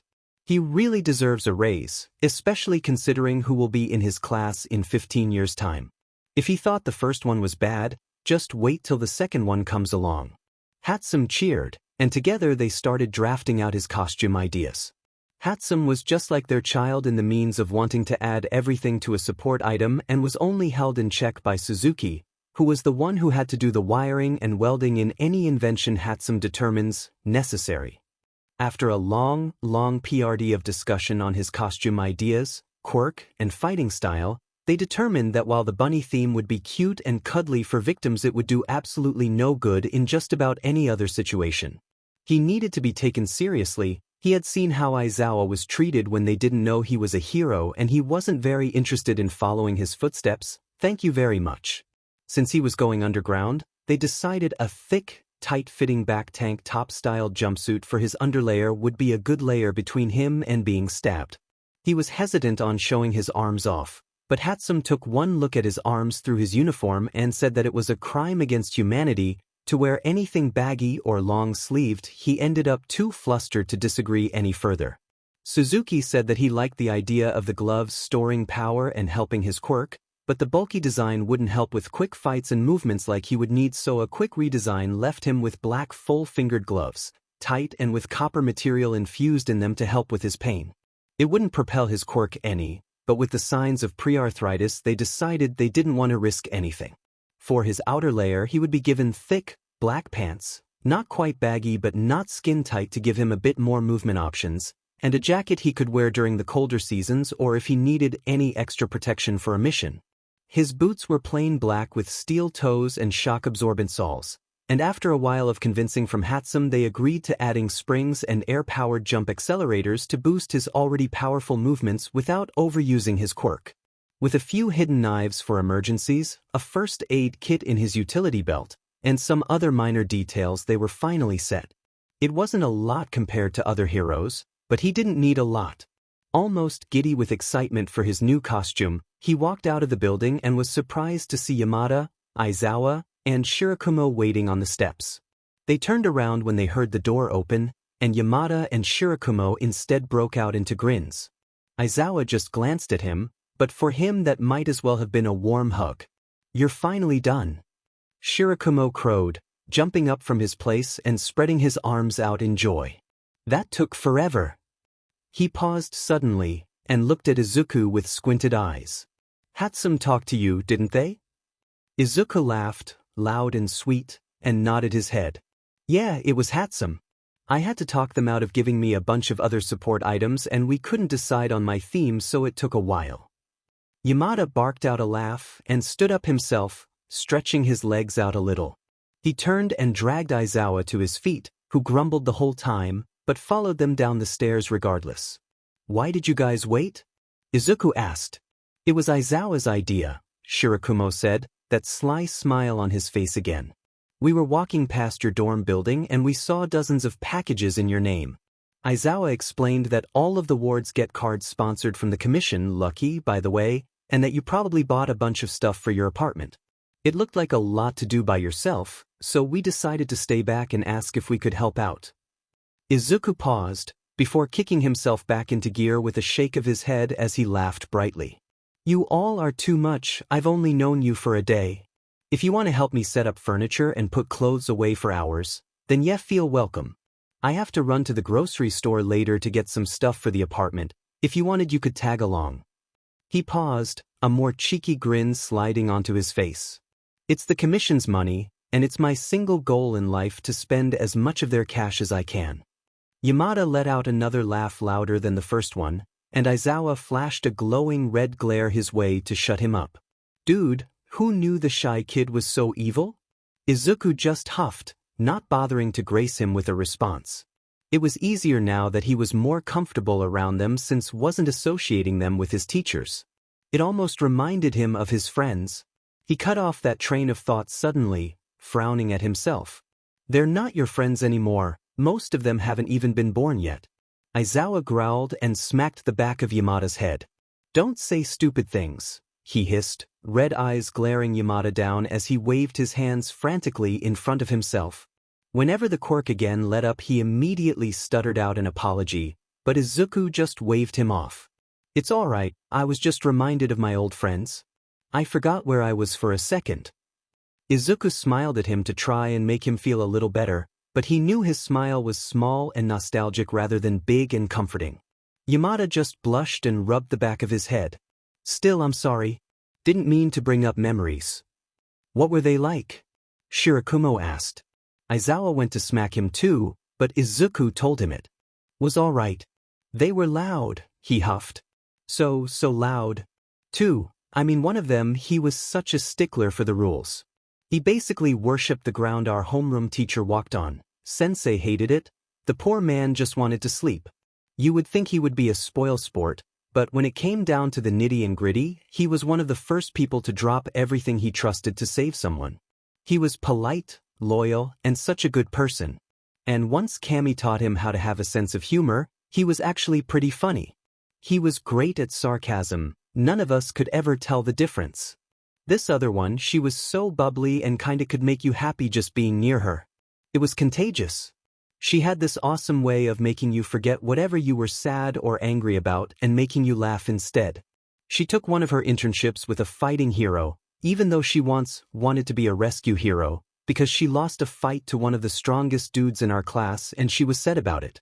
When she came back, she was one of the best hand-to-hand fighters, other than the few who had been training for years, and definitely wasn't afraid to use it to her advantage. This one time, she took this pervert in our class who tried to grope one of the other girls and straight up punted him out of the window.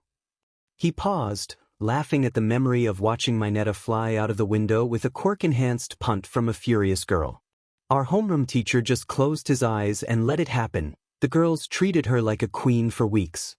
He was terrified of her after that. This other guy, he was aggressive to say the least. He didn't always mean well. He used to be a pretty shitty person actually, but he changed in the last few months we were together. He wasn't nice by any stretch of the word, but he cared about everybody so much. He showed it in a weird way, but he was trying so hard, and he was my first friend. He'll always have a special place in my heart. He paused, his laughter dying down a little bit. I wonder how he's doing. Aizawa sighed a little before patting his back. I'm sure he's okay. Besides, if you say he was changing, I'm sure he's doing well for himself. Anyone who sees that they're wrong and makes an actual effort to change deserves a second chance. Izuku smiled, his eyes glossing over a little. Yeah, he does.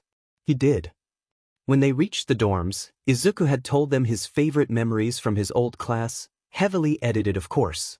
He told them about how the first time Bakugo cooked, the whole class almost died from the skis and Kaminari actually passed out from it, How Sato would accidentally bribe people into being his friend by giving them treats and then feel awful for it afterwards because he thought he was being manipulative.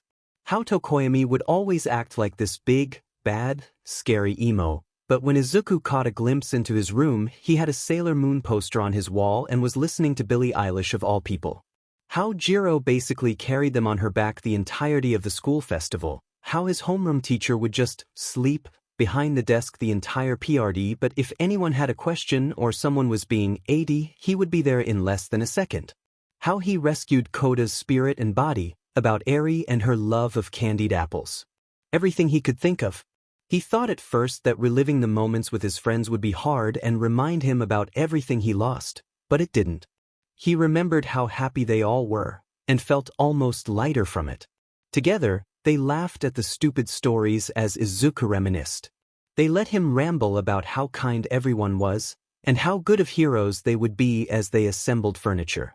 It wasn't easy, and Yamada kept FING up the assembly process somehow, but it was fun. More fun than Izuku remembers having in a long time. When they got to the clothes, nobody said anything about the 2 skirts or the more feminine tops. In fact, Yamada said that he wishes he had half of the stuff he had bought. They were some of the most accepting people he had ever had the pleasure of meeting, and it brought a warm feeling to his chest as he watched Yamada and Aizawa roll around wrestling. Read, Yamada beating up Aizawa, who was just defending himself while hissing angrily, over who got to help Izuku go to the grocery store before Izuku interrupted and said they could all come. The walk to the store consisted of the 3 of them, namely Yamada and Shirakumo, telling stories about their first year. How Aizawa was in Gen Ed for their first year until he kicked everyone's butt at the sports festival. How Shirakumo has the world's biggest crush on Kiyama but won't tell her even though she obviously likes you back, doofus. How Yamada broke all the windows in the classroom when he saw a bug and passed out when it flew by his ear. It was comfortable, and by the time they got to the store, Izuku felt like he had known them his whole life rather than a day.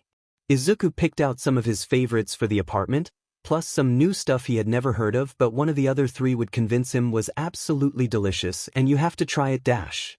Really though, the 4 of them were just having a ball spending commission money if the glint in their eyes had anything to say for it. By the time they got back to the dorm, it was getting dark outside. They helped Izuku put away all of the groceries even though he told them he could do it perfectly fine by himself before Yamada and Shirakumo said goodbye and left for their houses. Him and Aizawa sat on the couch for a while, alternating between playing Mario Kart on the new gaming console and chatting about whatever was on their minds, and by the time they were tired of it, it was nearly 10 o'clock. Aizawa bid Izuku a good night before trudging to his room across the hall, a small smile on his face that Izuku almost missed. He looked down at his new phone and felt a large grin cross his face. Whenever they saw he had bought a phone, they all put their number in it, plus Kiyama's, and added him to a group chat called the Rooftop Gang, with all of them plus an additional person that hasn't texted yet. It was the most at peace he's felt since this whole thing happened, and when Izuku fell asleep that night, the only thing on his mind was his newfound friends and how lucky he was to have been put in their class. Izuku opened his eyes, but instead of his ceiling, everything was completely dark. Sitting up and looking around to try to see what was happening, he saw a faint light shining from the end of a long hallway. He got up and started making his way towards it, cautious steps and light breaths. A loud thump came from behind him, and he froze. Slow footsteps started towards him, and he took off. The footsteps got clearer as he ran, with the shine growing brighter and brighter the closer he got until it was nearly blinding. He finally entered into the light, and was nearly knocked over with surprise when he saw himself in the common room of his old dorms. He looked around, and sure enough, all of his classmates were there. Guys? What's going on? He said, walking up to the couch where Uraraka sat, Ida and Tsu on either side of her, comforting her while she cried. Uraraka? What's happening? Why didn't he say anything? She sobbed, her voice rough from tears. How could he just leave like that? Who left? Izuku asked, getting desperate as people continued to ignore him. What's happening? Maybe Mito didn't want to leave, Tsu croaked, her own eyes glossy from unshed tears. We don't know what happened. Ida nodded along with Tsu, rubbing Uraraka's back as she continued to sob. I'm right here, what are you talking about? Guys, I'm right here. Tisich, what are you guys talking about? That nerd probably left because he was too good for us. He was always so sure he was better than everybody else. Bakuga's red eyes turned and looked directly at Izuku, burning and hot. This wasn't the Kacchan who wanted to be better, this was the Kacchan that bullied him, burned his things after classes as a power trip. This was the Kacchan that told him to kill himself. Isn't that right, Deku? Are you too good for us? Had to go and find some other friends that are more on your level. No. Kacchan, I never thought I was too good for you. I've always put you above me, please dash. Bakuga's face warped until it was the young version Aizawa staring at him with a fierce snarl, a face Izuku only knew from the USJ and training camps. Who do you think you are, barging in here and acting like we're friends? You'll never be good enough for us. You're not even telling us the truth about who you are. Yeah. No, I'm Dash. You're what? He mocked, his voice warping as if there were two of him and his eyes shining a brilliant red. You're good enough? Guy. Which one is it then, nerd? Are you too good for us or not good enough? Bakugo snarled, leaning down over him next to Aizawa. When did they get so tall? They were warped and hateful, and Izuku felt smaller than he had since he was quirkless. What? Deku. Yagi Izuku. Izuku. Wake up. Someone whisper yelled at him, a hand holding his arm from where it had been shielding his head. Izuku shot awake all at once, scrambling away from the figure leaning over the side of his bed. And no please don't, not again, I can't dash. Mindless please fell from his lips as he shuddered, clutching his hair tightly to try and ground himself. The figure crawled up on his bed silently, and held their hands out in a placating manner. Yagi, Izuku, I'm not going to hurt you. It's Aizawa, you're at the dorms on UA campus. This is your room, we just finished setting everything up today with Shirakumo and Yamada. You're safe. He stressed. Izuku looked up, his breath ragged and short. Aizawa? Aizawa sighed in relief. Yeah, it's me. It's just me. Izuku let out a short keen, burying his face into his knees. Why you dash? Hey, it's okay, don't stress about it. We all get nightmares. I don't live on campus because my home life was sunshines and rainbows, he added with a touch of strained sarcasm. Izuku choked on a laugh, tears still streaming down his face. Sorry. Didn't mean to wake you. You're alright, I'm a light sleeper, when I sleep at all that is. The amount of times I've been woken up by Nana breaking one thing or another is ridiculous and completely illogical. Izuku let out another quiet laugh, the tears and shaking starting to subside gently. Still, he murmured, I'm not important enough to be disturbing you. Aizawa hesitated. Izuku was clearly half asleep and distressed, which is the only reason he would be talking like that. He should just tuck him in and go back to his dorm, but... What do you mean? He asked quietly. I'm just some Deku. Don't need to be bothering your sleep or anything. Aizawa paused. There's that word again, Deku. Yagi had muttered something along those lines when he was still having the nightmare, but he hadn't thought anything of it. Doesn't that mean useless? He asked hesitantly. Izuku yawned, already on his way back to sleep. Yeah, useless. She tried to reclaim it for me, told me it could mean, I can do it, but they always knew. I was just a waste of space. Aizawa paused, listening as Izuku's breathing evened out. He silently tucked the comforter up, before watching him for a moment. He had tear tracks down his face, and his hair was still in the braid Hisashi had put it in, albeit messier. This boy was something like he had never seen before, but all he could do is be there for him and hope he opens up eventually. For now, it's time to go back to bed and hope Yagi's sleep is more restful. When Yamada went to school the morning of September 5th, he didn't know what he was expecting outside of the normal 2A shtick. Netsu's near-constant manic energy while threatening all of them with expulsion death at a minimum of 8 times? Absolutely. Nemuri flirting with Oboro until he was all but steaming at the ears during lunch? You betcha. A new kid? Not unheard of, though highly unlikely and definitely not on his mind. Aizawa knowing the new kid, being almost friendly with him? Impossible. Oboro had been talking about whatever it is Oboro likes to talk about, Probably Nemuri if Yamada was actually listening. It was just so early to be pining already, when Aizawa suddenly elbowed him in the ribs as a cue to stop yammering. He glanced over at him to see Aizawa looking intently at something across the hall, focused and dim and near concerned underneath the exterior numbness he projected. When Yamada turned his head to look at what he was staring at, he swears he felt his heart stutter to a stop in his chest. It wasn't too early to be pining, apparently.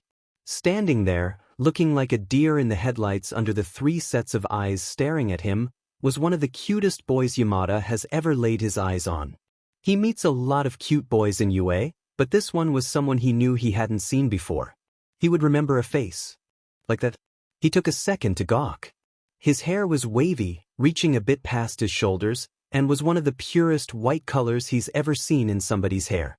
He had a splattering of freckles decorating his entire face and neck and a cute blush on his cheeks, with a beautiful shade of light gray eyes. Where Aizawa's eyes were like a dark storm, threatening to take over your life and encompass you in everything, his eyes were like the clouds after the thunderstorm finally rolled away. Peaceful. He was a pretty decent height, probably around 5 feet 8 inches or 5 feet 9 inches, but it didn't look like he was very used to it if the way he shrunk in on himself said anything.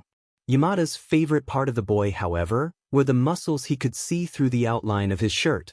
Unlike Aizawa, who was skin and bones despite trying to get better eating and sleeping habits, or Oboro, who was a speed fighter who worked on agility, or even Yamada, who focused on long-distance fighting, this boy clearly worked his muscles for brawn, and his efforts paid off. Yamada felt a little faint at the sight. "Hey, are you new?" Oboro called out, a bright smile on his face as always. The kid looked like he would pass out at the sudden question directed to him. Aizawa, ever observant, saw his panic and spoke up quickly. "He's a new ward, we met yesterday." "Yagi, right?" "Why yeah, Yagi Izuku. They got lost looking for class 2, he muttered, pointedly not making eye contact. Yamada felt his chest swell with excitement, and all but leapt to talk to him. "Hey, that's our class 2. Follow us, Yagi will lead you there." Oboro snorted quietly beside him, and it took everything in him to not elbow him as hard as he could in his side. He smiled a little before nodding, and tailed behind their group like a lost duckling. Yamada continued his walk beside Shirakumo, letting him continue his rant, definitely about Nemuri, but Yamada can say for certain it's nothing he hasn't heard before and therefore didn't listen to a single word, while Aizawa lagged behind and spoke quietly to him. "And here we are," he announced, accidentally cutting off whatever Aizawa was going to say. He sheepishly rubbed his neck when he sighed and gave him a dead stare. Yagi thanked him quietly, but he just laughed and brushed it off to avoid the feelings swelling in his chest like a balloon. Just as they stepped in the room, Nedzu looked up from where he had been sitting behind his desk with an animalistic grin on his face. "Yagi, brilliant timing. I just finished uploading the test you'll be taking, we'll get that set up for you and you can begin." Nedzu let out a deranged cackle, and everybody in the room paled a few shades. "Dude," he whispered, "what did you do to Nedzu already? His tests are terrible." Yagi laughed quietly, his voice a little strained, before explaining quietly, "I'm skipping a grade, I'm technically still a first year, I guess? Where I come from, the first years already had their provisional licenses, so the principal decided to put me with 2A so I wouldn't be held back, but because of that I have to take an academic placement test to see what classes I'll have to take extra work for." He felt like he was going to pass out. He was a first year, and he was going to die in the paws of Nedzu's hell test. He never even got to hold his hand. "You're only a first year? You're a baby," Oboro mumbled, his face as pale as he was sure his own was. Yagi blushed scarlet as he quickly scurried away without responding, and they laughed quietly as he avoided eye contact with the 3 of them. Class was boring as always, and Yamada found himself daydreaming and staring at Yagi in between notes. He was typing faster than Yagi could think, and would occasionally start mumbling under his breath, dead silent and faster than light. It was amazing to watch, and for a second Yamada considered that maybe he wouldn't die from Nedzu's monstrosity. Finally though, the bell rang for lunch, and Yamada immediately beelined to the boy to tap his shoulder. Dude, watching you take that test was insane, he said as Yagi packed his laptop away. Your fingers were moving so fast, and every once in a while you would start muttering real quiet and fast. Nobody could make out a single word of what you were saying. Yagi laughed awkwardly and looked away quickly. Sorry. I know that was probably distracting. Everybody always yells at me to knock it off when I do that. Sometimes my brain just moves so fast I end up saying it aloud, you know. His brain blue-screened for a moment. Did he think that they were complaining? If anything, it was cute as hell when he mumbled. Who told him that it was a bad thing? No, dude, it's fine. Oboro said, his voice light but his expression a little pinched. We could barely hear you, you didn't distract anybody. And even if we could hear you more, we get it. Sometimes you have to think out loud, nobody here will judge you for that. Yagi turned scarlet, and he opened and closed his mouth a few times like he was struggling to find his words, but finally just nodded and smiled slightly. He felt his face split into a wide grin. This boy was the cutest person he's ever seen, except maybe Aizawa. He was pretty DMN cute too. Let's just go to lunch. Aizawa muttered, breaking his thinking. His cheeks were pink, but he didn't think anything of it until Oboro looked between him and Izuku like a ping-pong match, a large grin growing on his face. Yamada himself smiled at the flustered face Aizawa shot at the two of them, and found his heart stuttering a bit at the sight. Yeah, let's go to lunch. You coming, Yagi? Oboro finally said, the grin not slipping once. Yagi nodded and they headed to lunch. The lunch line didn't take long and they headed to their usual spot while discussing their lesson in class. Finally, as they reached the roof door, Oboro silently passed his tray to him. He took it without complaint and waited patiently for him to finish picking the lock. Yagi looked a bit confused, but didn't seem to want to run away, so that was a win to him. After a second of fiddling, Oboro got the doors open, and they filed out onto the roof. It was a bright day, still cold from the winter chill, but not cloudy or snowy, thankfully. He took a deep breath at the biting chill, enjoying the fresh air, before they scurried away from the front of the roof into a little alcove hidden out of the way. Nemuri was already there, and immediately started beaching at them for being so late before she noticed Yagi and cut herself off. Abruptly, who's the new kid? She questioned, looking confused as she took him in. Yagi turned scarlet under the scrutiny and ducked his head down into his chest, clutching his pants in his fists. He immediately explained he was new in their class, but barely got through the initial reason before Aizawa whacked the back of her head with an aggressive glare and she started whining about hitting a girl. She suddenly stopped in her tracks when she noticed the slight shake of Yagi's shoulders. She frowned, a semi-soft look crossing her face. Hey kiddash? I didn't mean that in a bad way, I was just surprised these fools adopted a new one. The last stray they picked up was Shoyuta here, and he's such a grumpy but I didn't expect another one to come around so soon. She explained, sheepish looking under the heavy, quirk-supported glare that Aizawa was pinning her down with. Yagi trembled a little before nodding awkwardly, avoiding eye contact as he signed a simple, sorry, toward them all. All of them immediately reassured him there was no need to apologize, before the conversation topic switched swiftly and they all started digging into their lunch.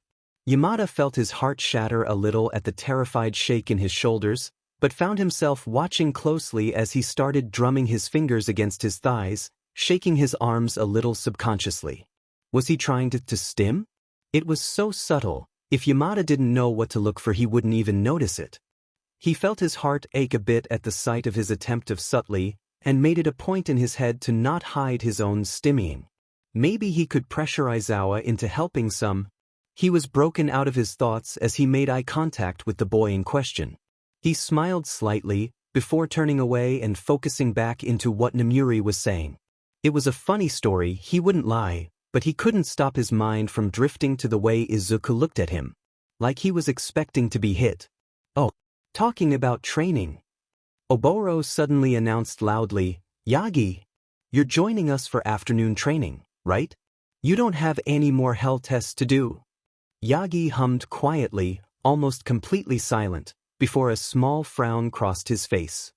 He raised his hands in a half-aborted motion, before catching himself and nodding quietly, a small smile on his face. Oboro glanced at where his hands made an instinctual attempt to raise before saying, "We all know sign, by the way. Yamada over here is deaf, so if you ever need to sign instead of speak you can." Yagi glanced over at him, a semi-surprised look on his face.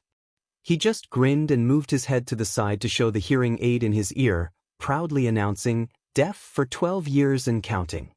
Aizawa rolled his eyes, muttering something under his breath about "Of course you're still counting, moron, it doesn't go away."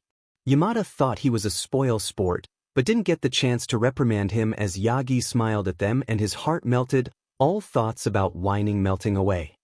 He looked at them with a small grin on his face. "Thank you for telling me. I am joining afternoon training, though I wonder if he'll have me do an assessment test instead of whatever the rest of you are doing." Oboro grinned excitedly back. "Yeah, he probably will. On the first day of school he had us go through all these tests you do in middle school, except he let us use our quirks to help us out. It was super cool, except for the threat of someone going home if they didn't take it seriously enough. That was less cool, more scary. God, why would he bring that up? He knows how Aizawa gets about that." Aizawa grumbled under his breath a little before muttering, "It's great for everybody with an offensive quirk. Anybody who doesn't have a powerful, heroic quirk is just doing quirkless assessment tests like always." The two of them groaned in sync. "He's so damn tired of this conversation. What is your quirk, by the way?" "Mine's voice. I can be super loud basically.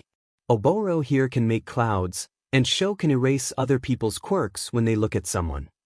He was sure to change the conversation before Aizawa could get into the topic of quirk discrimination in Japan. "Don't forget about me," Namuri whined. "I can make people fall asleep with a gas I can make from my skin. It works best on straight men and gay women though," she added, leaning forward with her typical flirting face. Yagi's face twitched a bit, almost in amusement, before he answered.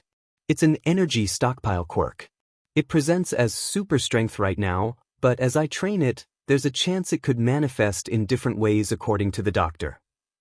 He grinned, bouncing slightly at the revelation. "That's so super cool, dude. Imagine all the things you could do with that. How does it work?" Yagi immediately started bouncing back, a blinding grin slipping across his face at the question. Clearly quirks were a safe conversation topic, and he was sure to file that away for later. "It's like this massive buildup of energy and power. Whenever I use it, you see these red lines on my arms, and when I channel it through my whole body there's this green lightning that goes off. I was a pretty late bloomer. There were these weird requirements for it to develop, so by the time it manifested I had stockpiled a bunch of energy for it. I can only use about 20% of it right now. If I use any more it breaks my bones, and I have to switch to using my legs in fights because of the damage it left in my arms, but it's getting better." He stuttered out excitedly. The more he talked, the more he bounced or moved his arms. Yamada wasn't sure if he knew how much stimming he was doing, but by the way he had tried to cover the actions up earlier, he sure as hell wasn't going to point it out to him. It was cute. The others just watched with a quiet grin on their faces, and Yamada felt his own excitement grow as Yagi got more enthusiastic. And that's how the rest of the lunch PRD went, himself and Oboro egging Yagi into info-dumping about quirks, something that was clearly his special interest by the amount of talking he had about it all. Aizawa would look at him occasionally, but mostly just blushed and focused on his lunch. Yamada, on the other hand, couldn't tear his eyes away and watched with an enthusiastic smile and equally excited stimming. He had a feeling that they just made a new friend. Aizawa was a logical man through and through. He followed his schedule and did what he was supposed to do to get where he wanted to go. He knows what he wants, he knows how he'll get there, and it's sure as hell not by making any friends. When he finally made it into the hero course, he thought he made it clear enough he wasn't interested in people. He tried to chase off Yamada and Shirakumo, but the idiots wouldn't leave him alone even after he told them to get out in as plain and simple terms as he knew how. After a while of them ignoring every word of complaint he uttered, however, he found them somehow worming their ways into his cold, dead heart, which, unfortunately, wasn't nearly as cold and dead as he wanted it to be. He found himself reluctantly enjoying their company, found himself smiling under his jacket collar at their dumb antics and moronic ideas. He found himself blushing whenever Yamada got up in his personal space, and faintly missing Shirakumo whenever he was absent. It was illogical and strange, and made him feel all gooey in a way he wasn't familiar with, but he almost liked it in a sense. He was logical, first and foremost. Which is why when a new kid showed up at the dorms, he knew to leave him be. He remembered what it was like showing up to the dorms, scared and traumatized and angry at the world. He saw it in the kid's eyes. After a basic introduction, he was fully prepared to let him grieve and cry and scream all night long if that's what he needed, sacrificing his own rest for their sake. Lord knows that's what Nana did for him when he needed it most. When he heard the crying start up, he wasn't worried. He knew he just needed to get it out, but for some reason the longer it went on, the more unsettled he got. His gut was telling him it was something more than just grief at whatever the kid went through. At first, he was still ready to let him work it out of his system, but then he remembered how he felt whenever Yamada and Shirakumo treated him with kindness he didn't ask for. He was logical, but he was human. He found himself walking across the hall the second the thought entered his head, much to his own dismay. Calming him down was easy enough. He's been with Yamada during one of his meltdowns, and that was clearly what it was, so Shirakumo taught him the basics after their mutual self-destructive panic ricocheted for far longer than what was needed. He thought he wasn't helping at first, and had actually been getting ready to call Yamada himself and ask what he should do, but he slowly became more responsive to his coaching. After a while, when he finally glanced up and looked at him, Aizawa found himself strangely relieved. He was a logical man. Which is why when he saw the same kid lost in the hallways, overwhelmed and overstimulated, he made sure that Shirakumo and Yamada could help by pointing them in the right direction. It was why he comforted him in the hallway and told him what to expect. It was why he watched him during classes while he was taking his test, to make sure he was okay. It didn't explain the strange blush he got every time he looked at him, but he was willing to write it off. He was willing to write off the weird fluttery feeling in his chest whenever he had pinned him in sparring too, no matter what Shirakumo teased him about. Everything he does comes back to logicality in the end. When he sees the dozens of packages for Yagi and suggests they help him unpack. When he smacks Yamada on the head for asking invasive questions and making him sad. When he listens to him talk without interruption, snorting at the stories and letting him get it off his chest. When they put together more furniture than he's ever seen in one place, when he beats Yamada up for FANG up the same assembly for the 4th time. When he heard screaming in the middle of the night, he almost jumped out of his skin. He had been in a state of half-sleep, the closest to actual rest he's been in a while, when muffled shouts reached his room. He was almost worried he was back in the foster home for a minute before he remembered his new neighbor. A new kind of fear settled into his chest as he shot over to Yagi's room, fully prepared for a fatal injury or a burglar.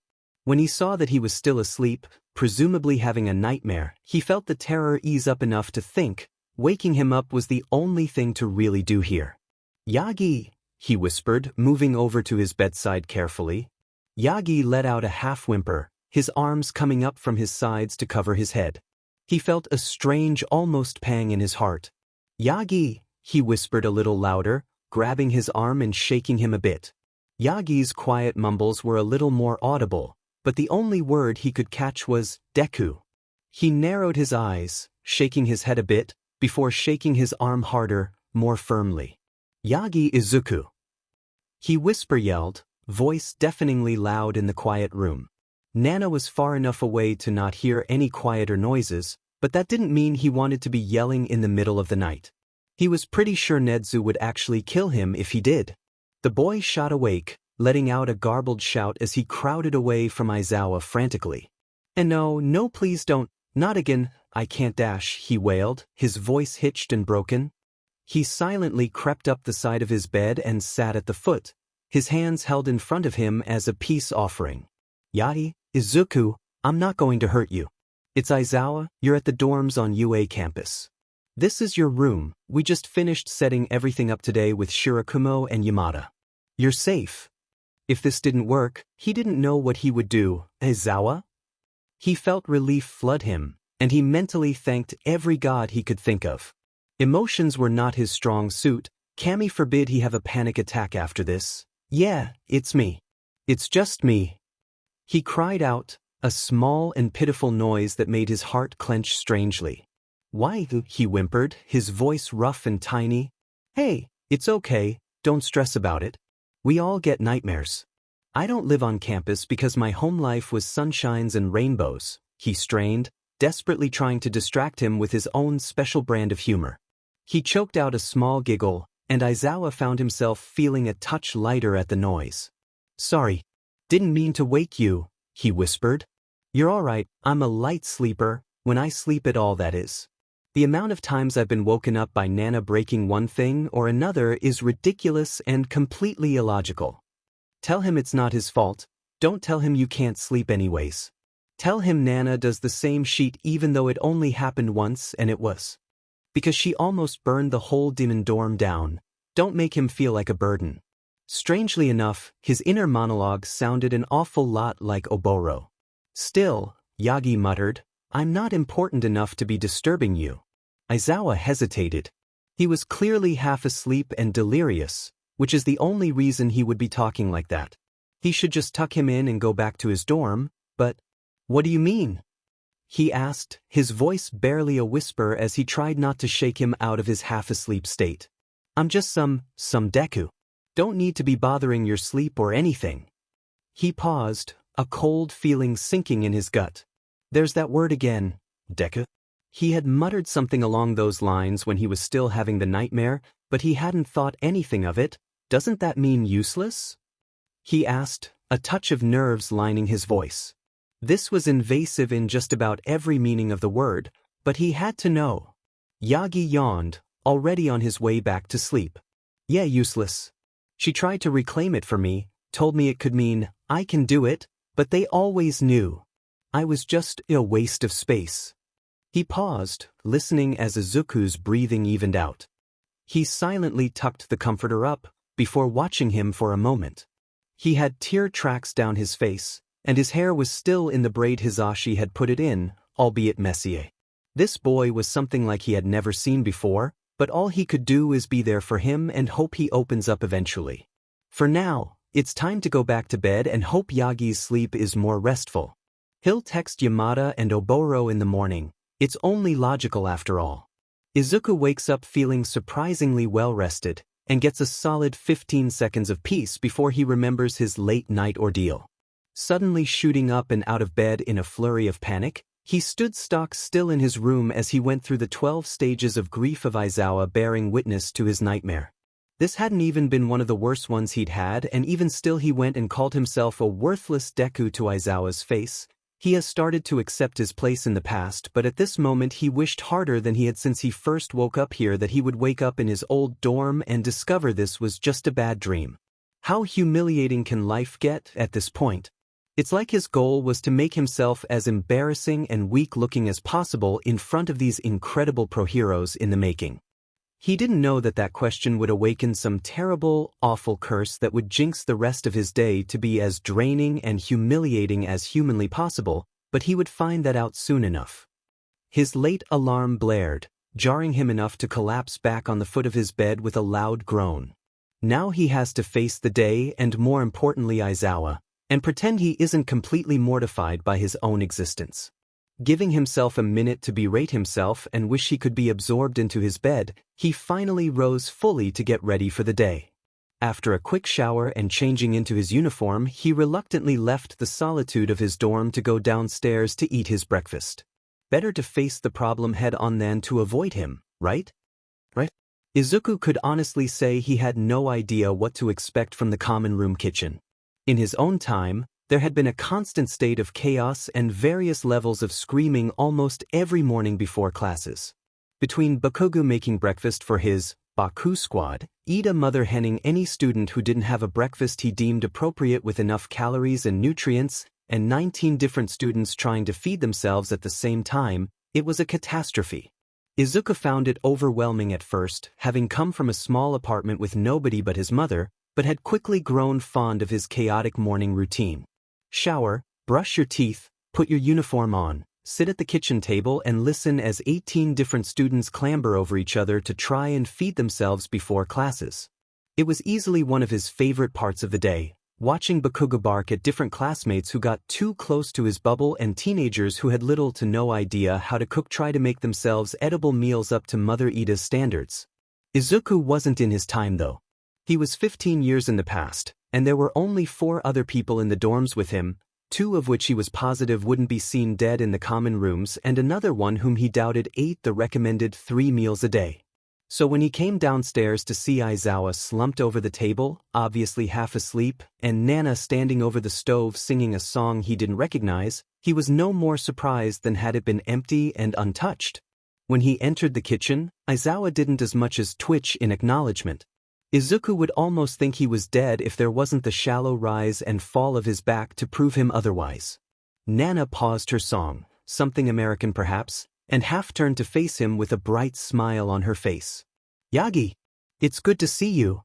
She cheered, her attention split between the omelet on the stovetop and Izuku's slow slink over to the table. "I wasn't sure if you would be coming down to join us for breakfast or not. You didn't yesterday." Izuku's stomach grumbled in reminder of his skipped meals the previous day.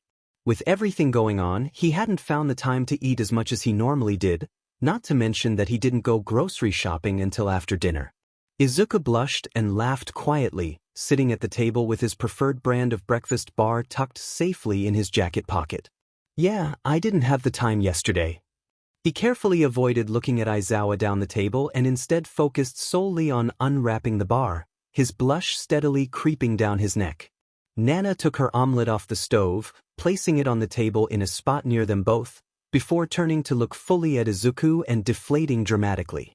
"Oh, not you too," she groaned, smacking her hand to her forehead in distaste. "You and Aizawa both, I swear. The only thing that kid eats is his stinking juice pouches, and you're over there eating a protein bar? Are all Hero Corps students like this?"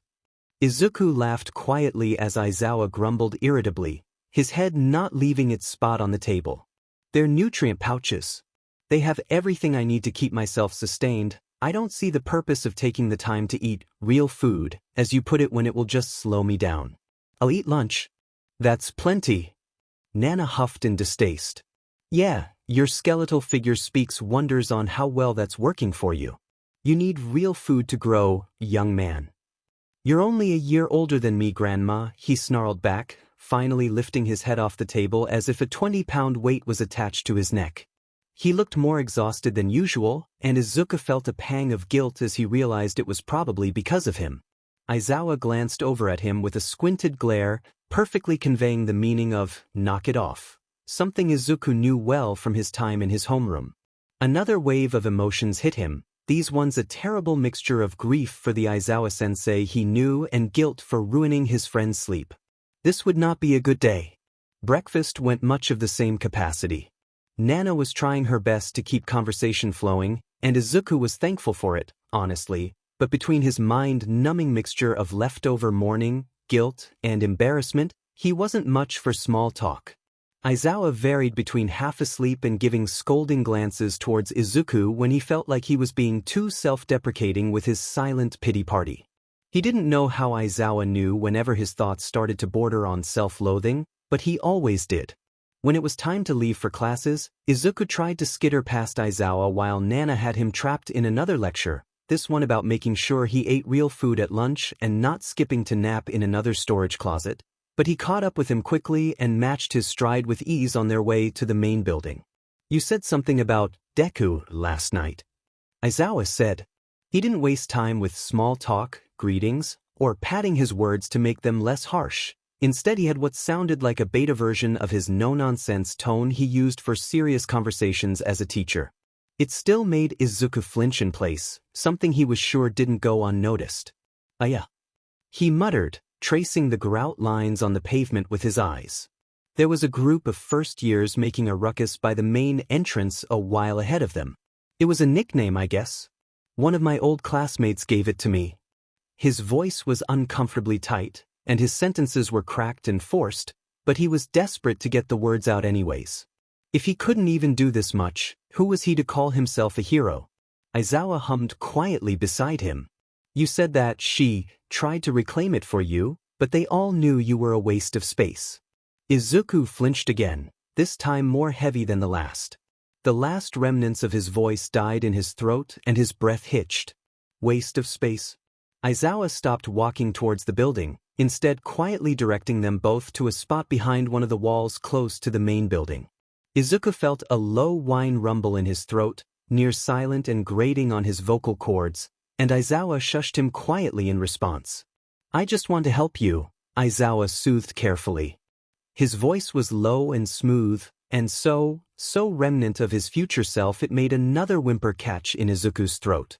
Aizawa hesitated, before pushing on with a hint of uncertainty peeking through his voice. "I know you said you're in witness protection, and you will tell us whenever the time is right, but something about you doesn't line up. I know you're not lying to us for fun or anything, but we can't help you unless we know what we're helping with. We're heroes too, let us help you carry whatever it is you have." Izuku nodded, raising his hands to respond.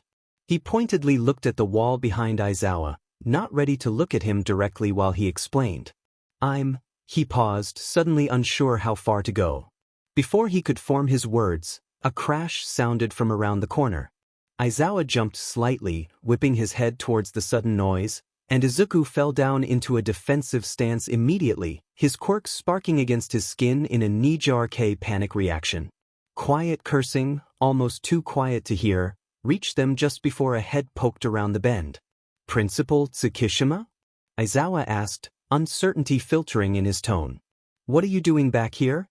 "Well, I could ask the same of you," Tsukishima said after a moment, his hands brushing down the front of his robes. His spiraled eyes seemed to bore straight into Izuku, and for a moment he felt uncomfortably guilty about almost talking to Aizawa about it, even with permission previously given. "Class starts in 10 minutes. I received a notification from a camera that there were students hanging behind Gym Beta. I came to make sure there wasn't any fishy activity going on, of course." Aizawa nodded, and after a second Izuku nodded as well. "We'll head to class, sir," Aizawa said, gently grabbing the edge of Izuku's sleeve to pull him towards the building. They walked a bit faster than they had before. Izuku felt Tsukishima's gaze the whole way to Class 2A. When they got to class, Aizawa gave him a look that very clearly said they were talking later, just as Yamada and Shirakumo came shooting over to their seats. Yamada had a look of utter joy in his eyes, his hands waving frantically up and down, and Shirakumo looked ready to melt into the floor with his face as red as a fire truck engine. "Aizawa. Yaji." Yamada squealed, jumping in place a bit. He seemed to be fighting his quirk with the way his voice would jump between reasonably loud and ear-piercing. Aizawa groaned a bit and dropped his head on his desk, determined not to make eye contact and inadvertently encourage his excitement. Izuku, on the other hand, willingly let himself be swept up in Yamada's joy and smiled broadly at his excitable friend. What happened?" Izuku asked, his voice still slightly hoarse as he began to relax around his friends. Yamada didn't as much as falter at his lack of clarity. Instead he leaned forward dramatically to rest his upper body on Izuku's desk, his face so close to him he could feel his breath on his nose. "Namuri asked Oboro out," he yelled. From this close, Izuku could see the rings around his pupil, something he had never noticed before. Shirakumo let out a strangled whine, snapping him back to the present, and he whipped his head towards his other friend. Shirakumo was half dissolved on the ground, his red cheeks and ears steadily creeping down his neck. He seemed to be at a loss for words. "Really?" Izuku said, bouncing slightly. Shirakumo didn't say a word, choosing to collapse his head forward and bury it in his knees.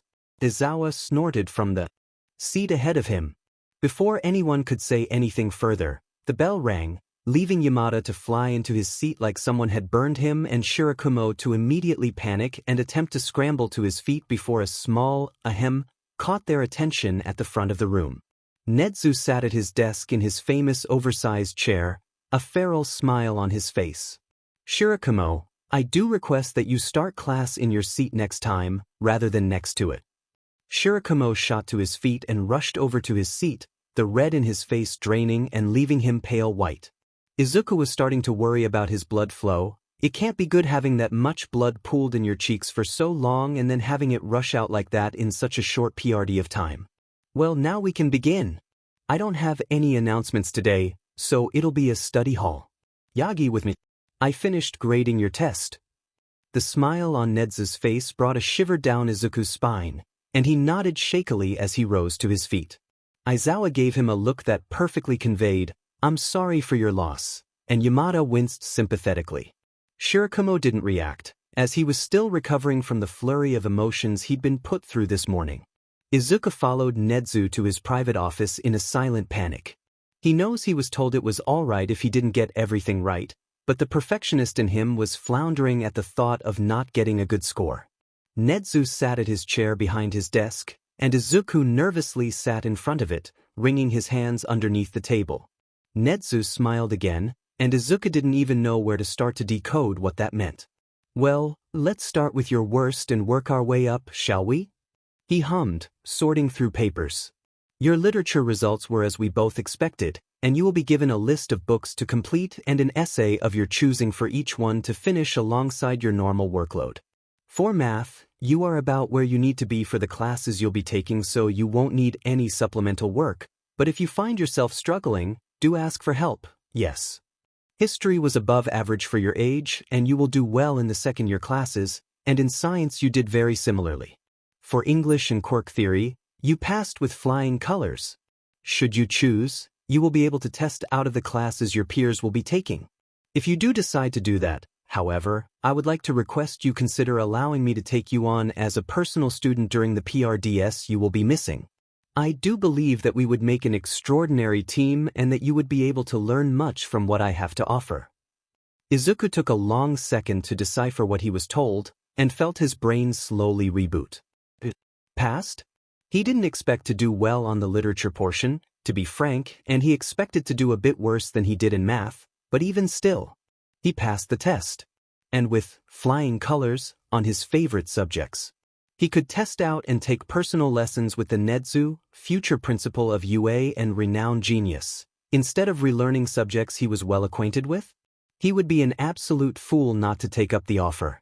Nedzu's expression took on a more manic gleam, and he leaned forward in his chair. "I take that as a yes, then?" he said, his voice sparkling with excitement.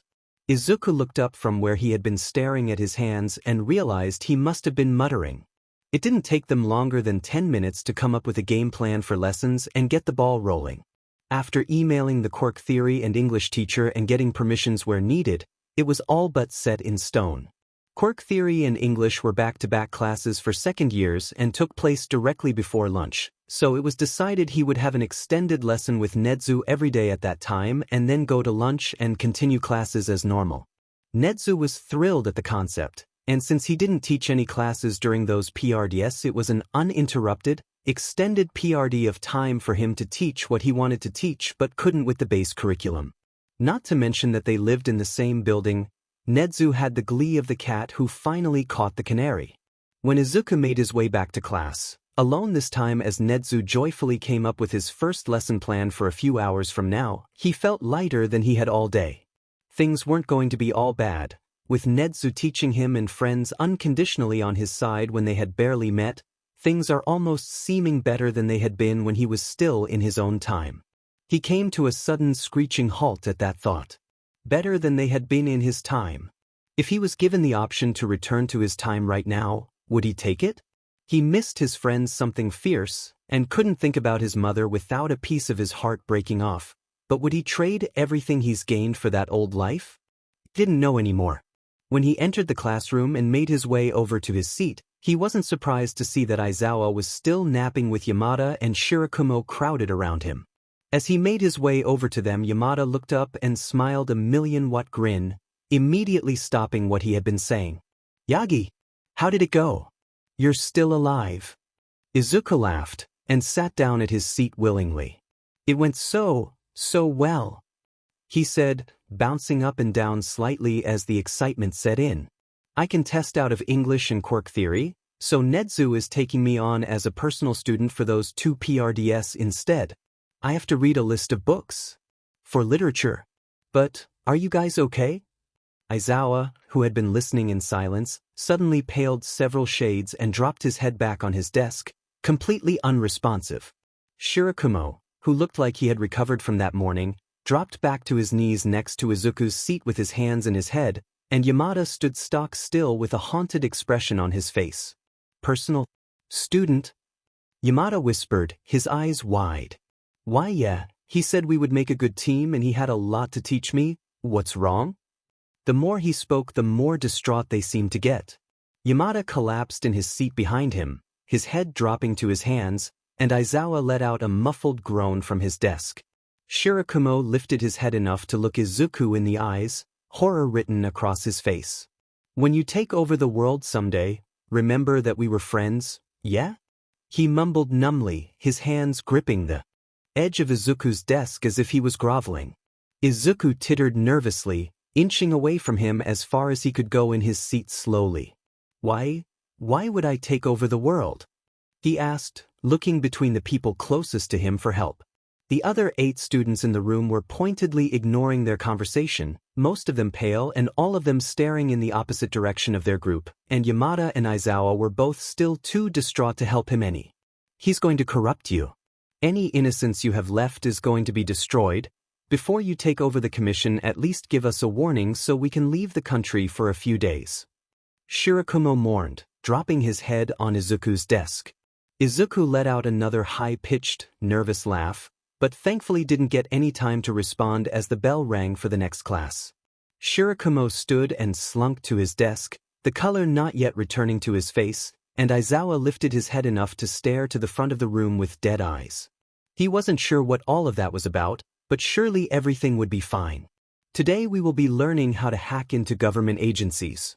Izuku takes back everything he thought about what he was getting into.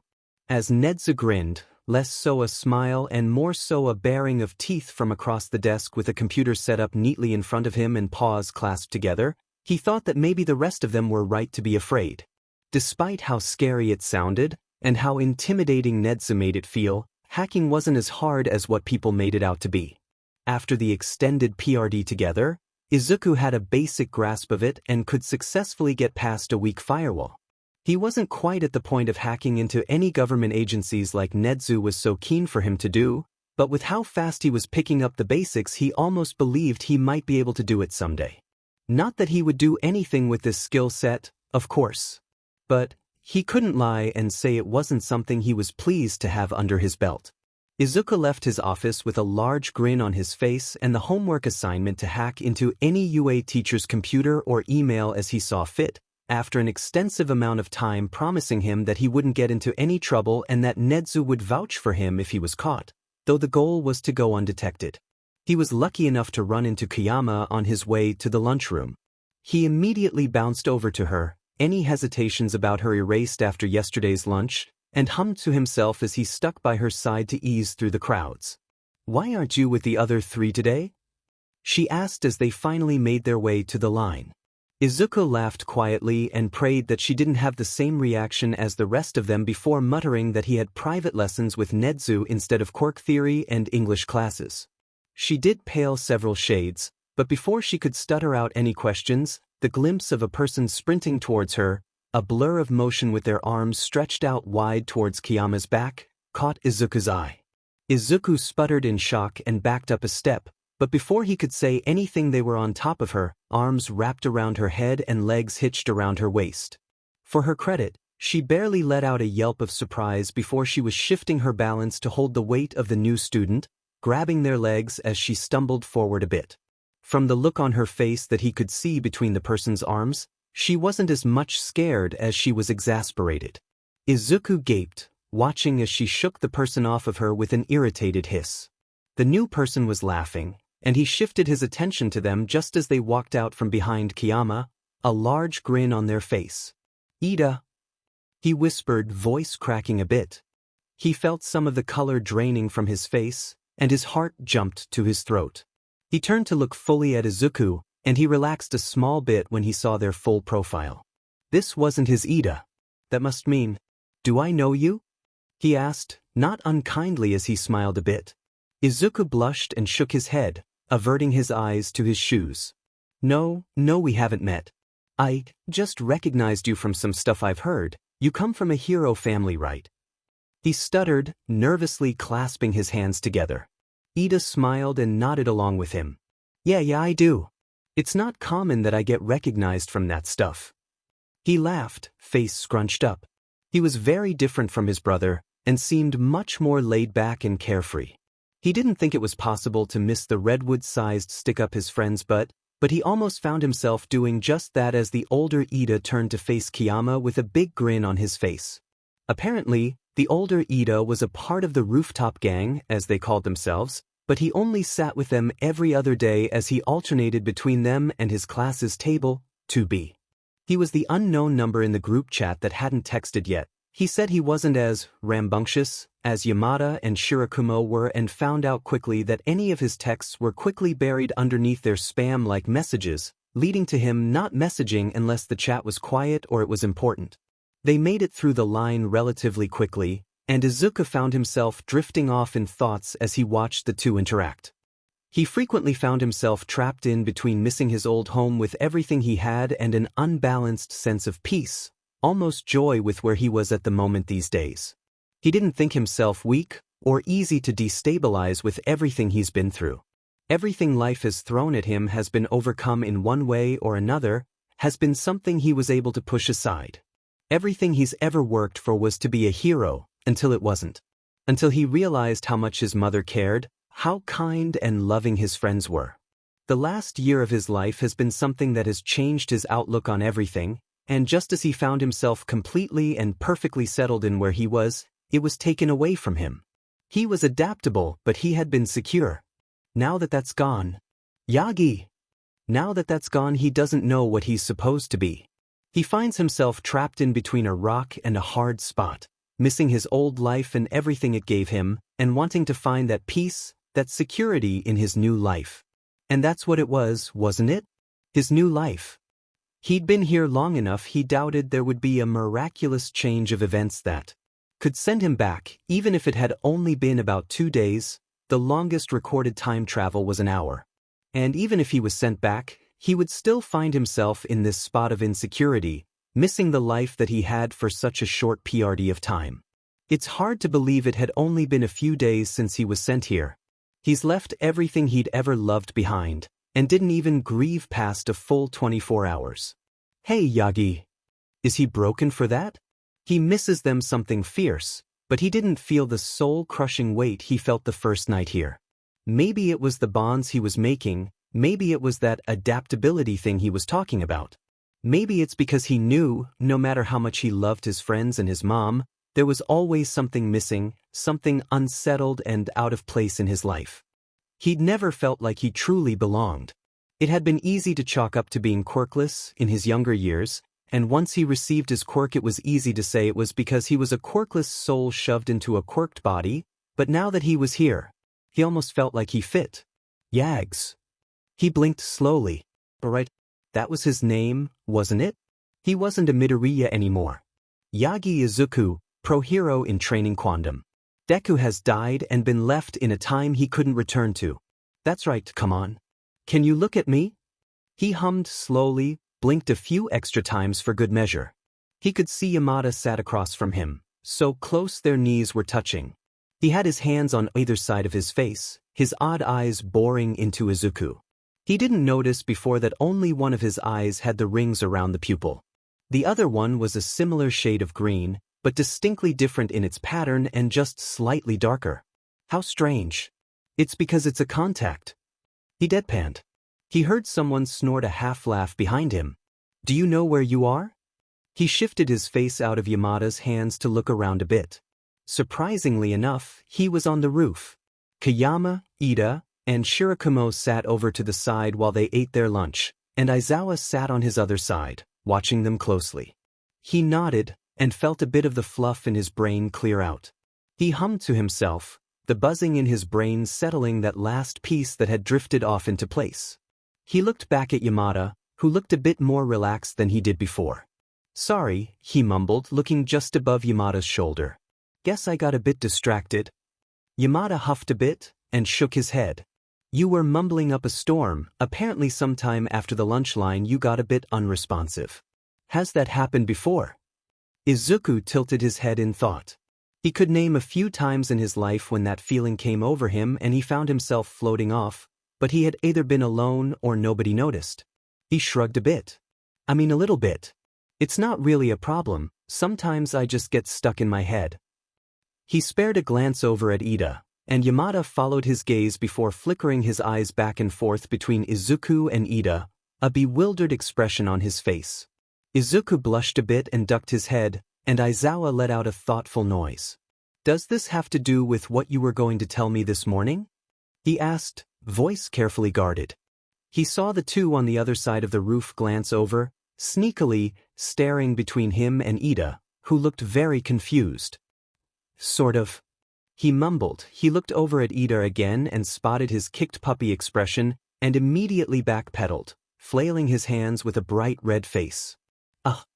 It's not you, you just remind me of someone I used to know, you know? You didn't do anything, I just got stuck in my head thinking about that stuff. He finished lamely, looking back down at his shoes. Yagi's shoes, not Midoriya's.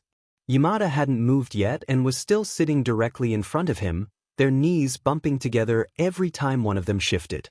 It was oddly grounding, and sort of comforting in a sense. Oh, I understand, he said, voice shockingly kind.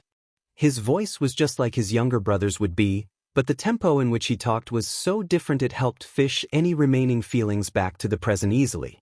I'm not offended or hurt or anything.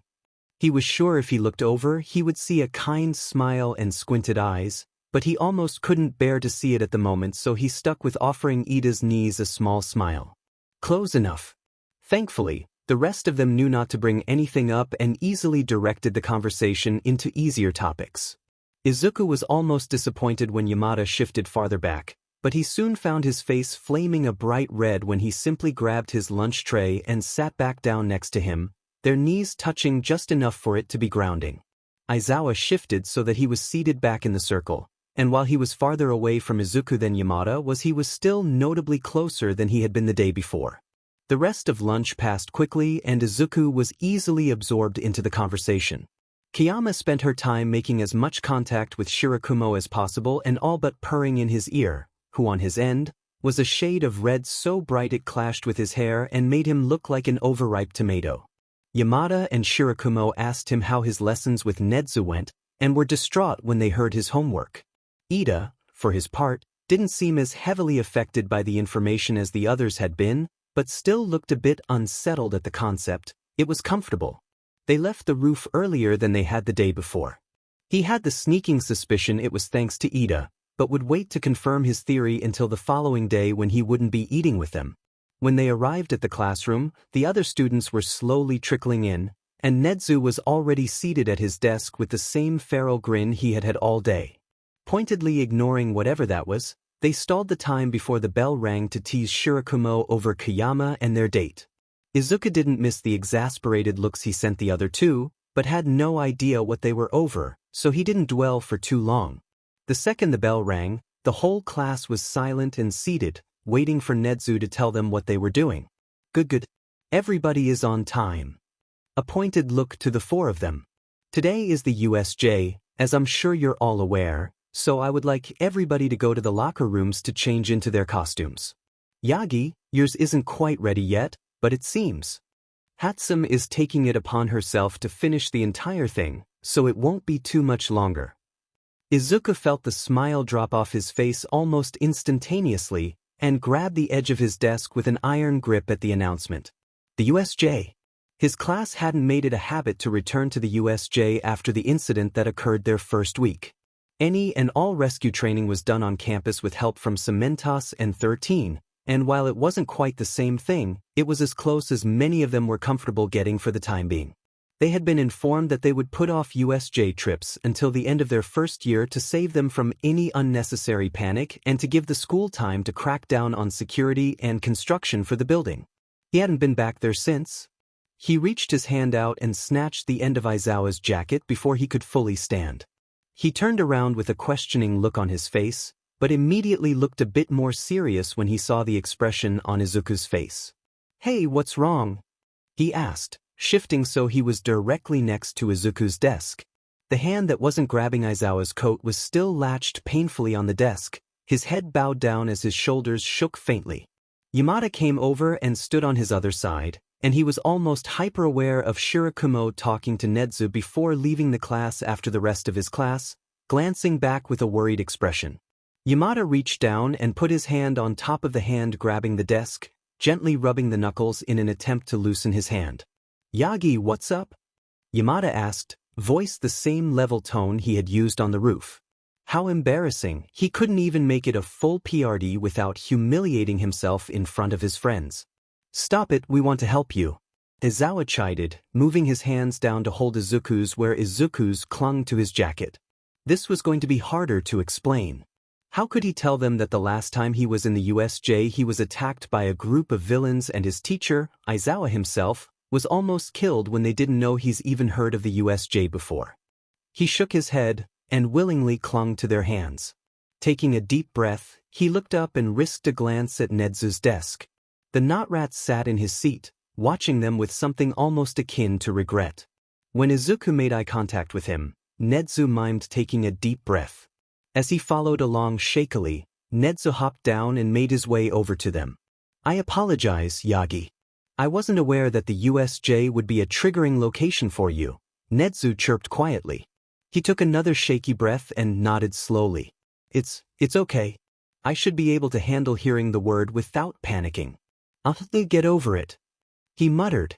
He released his hold on his friend's hands, red at the ears, and failed to miss the slightly disappointed look Yamada had or the matching pink ears that hid under Aizawa's hair. "Even still, nobody knows the extent of what you've been through other than you, Yagi-kun. Don't apologize for having gone through things your classmates can't imagine." Nezu murmured, "Are you okay to participate today?" Izuku didn't take a second's pause before he answered. "Yes. I need this training, arguably even more so than my classmates. Plus ultra, right?" He didn't miss Nezu's smile at the school's familiar saying.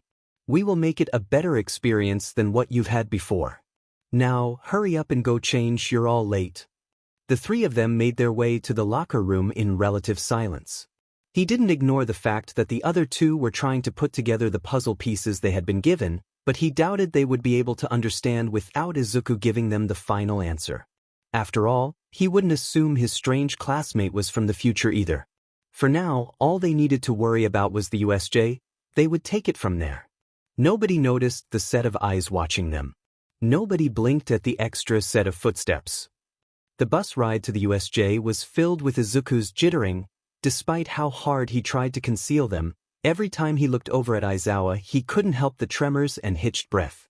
Aizawa, ever observant, must have noticed a pattern to his fears, but also must have decided that it wasn't worth confronting him over at that moment. To absolutely no one's surprise, the USJ wasn't filled with villains when they arrived. Izuku couldn't help the side glances and the uncomfortable tension he had in his shoulders when he glanced to the center every few seconds, but it was empty.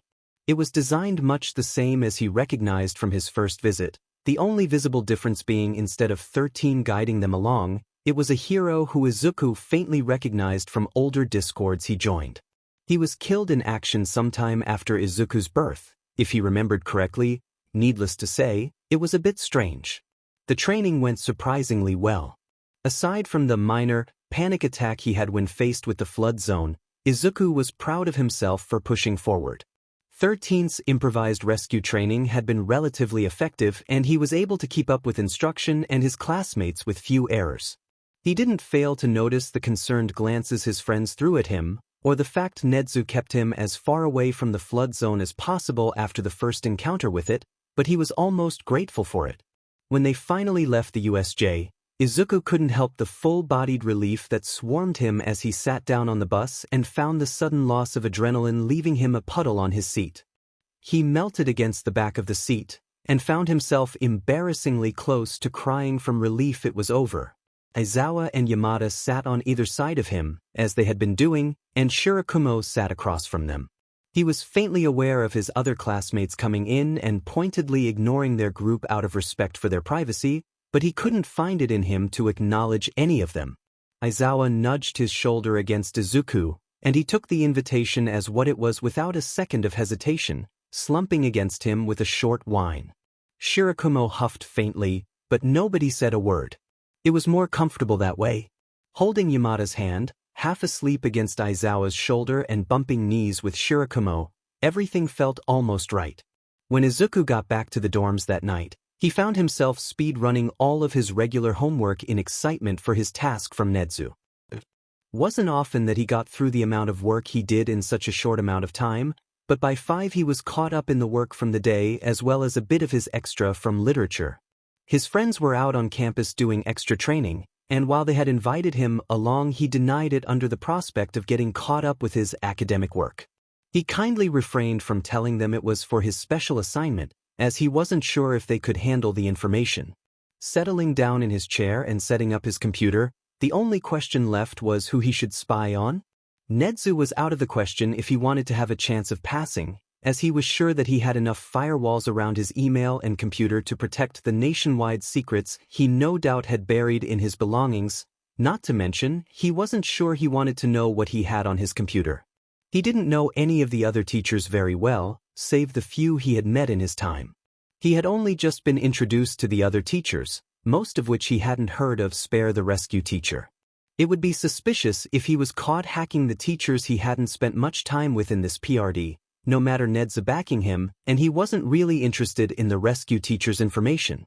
It felt invasive to dig through his information when Izuku knew full well he would die within the next year or two. Tsukishima, the principal of the top hero school in the country.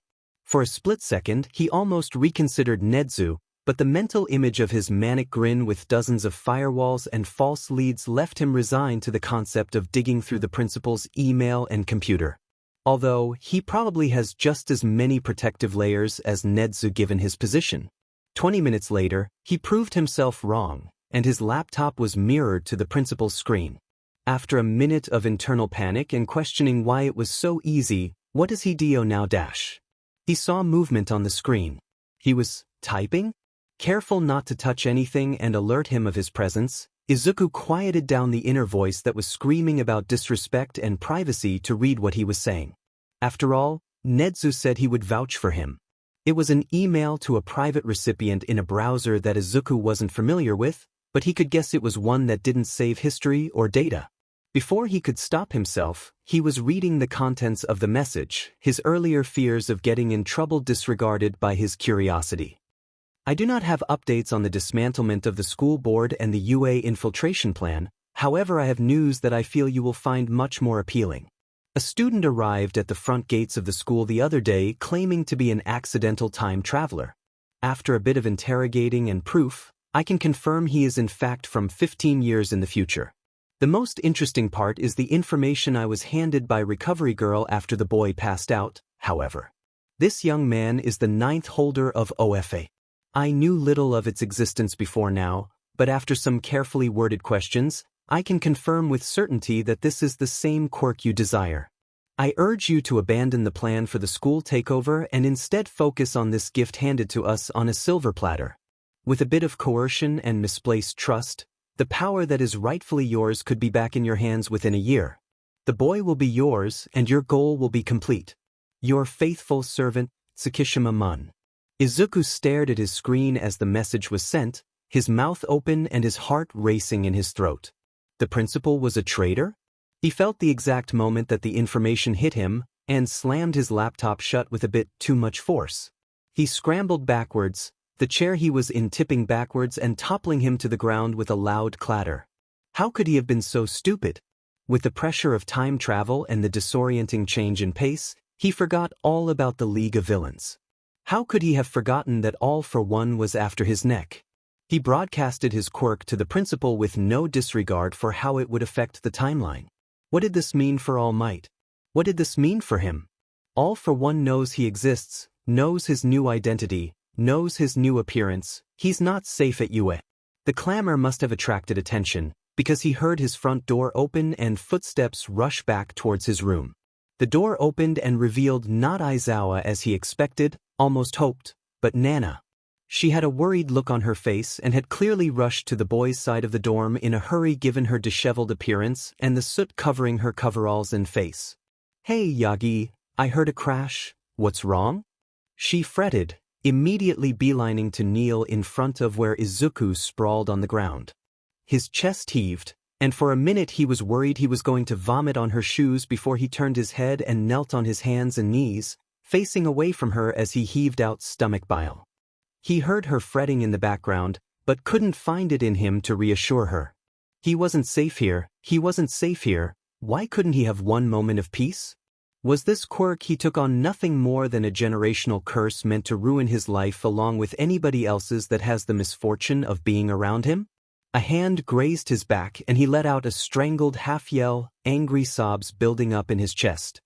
He was forcefully ripped back into the present when his arm gave out, leaving him uncomfortably close to his own sick.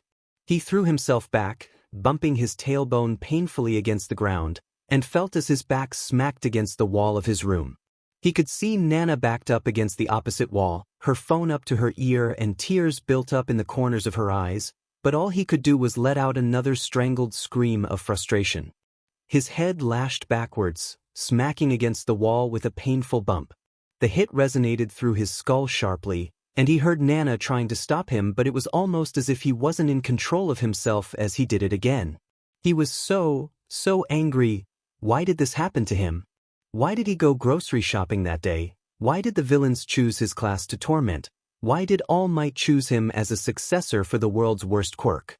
He must have done something truly awful in his past life to deserve this load, as he wouldn't wish this bullshit even on his worst enemy. He should never have accepted his offer. Should never have gotten off that roof in one piece, should never have chosen to save Kacchan. If he was dead, none of this would have happened.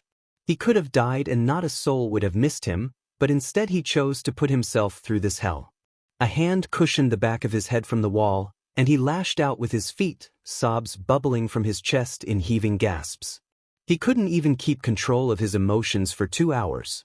Here he goes, throwing a tantrum because he's upset, but he's not just upset, he's scared, and he's so mad. The hand that was cushioning his head was joined by an arm wrapping around his torso, pinning his hands against his body. The touch felt like fire burning his nerves, and he thrashed harshly in a desperate attempt to get them off. He screamed, his throat raw from abuse, but it tapered off into hiccuping wails soon after. As upset as he was, he's never been an angry soul. Grief and fear were much easier emotions to lean into. Slowly, he became aware of words being murmured in his ear. He tapered his cries down quiet enough to be able to decipher them, but even with the newfound quiet he still couldn't quite understand them. Weakly lashing his foot out, the person holding him didn't even flinch. He shook his head rapidly, trying to dislodge the hand, but they just hushed him quietly, not so much as shifting their hands. As he felt the overwhelming slew of emotions slowly shut down, he found the pressure almost comforting. He weakly leaned forward, shifting into the warmth, and felt the person shift so that Izuku was comfortably leaned against their chest, his legs wrapped around their waist and arms still tangled between their bodies. Another sob forced its way through his throat, cracked and broken, and they rocked him back and forth, imitating his stimmying near perfectly. He buried his face in their neck and whined quietly to himself to soothe some of his nerves, hums and noises buzzing through his skin and grounding him past the anger and fear that put him here. As his awareness set back in, piece by piece, he found himself looking directly at Aizawa and Shirakumo, sitting against the opposite wall from him and looking at him with thinly veiled concern. That means, it'll all be okay, you don't need to worry right now. We're here and we aren't leaving. You don't have to worry, everything will be okay. The low hum of words was starting to click in his head, and he finally recognized the comforting buzz around their voice that was uniquely present mic. He hummed quietly to himself and pushed his head against Yamada's neck, and the words stopped suddenly.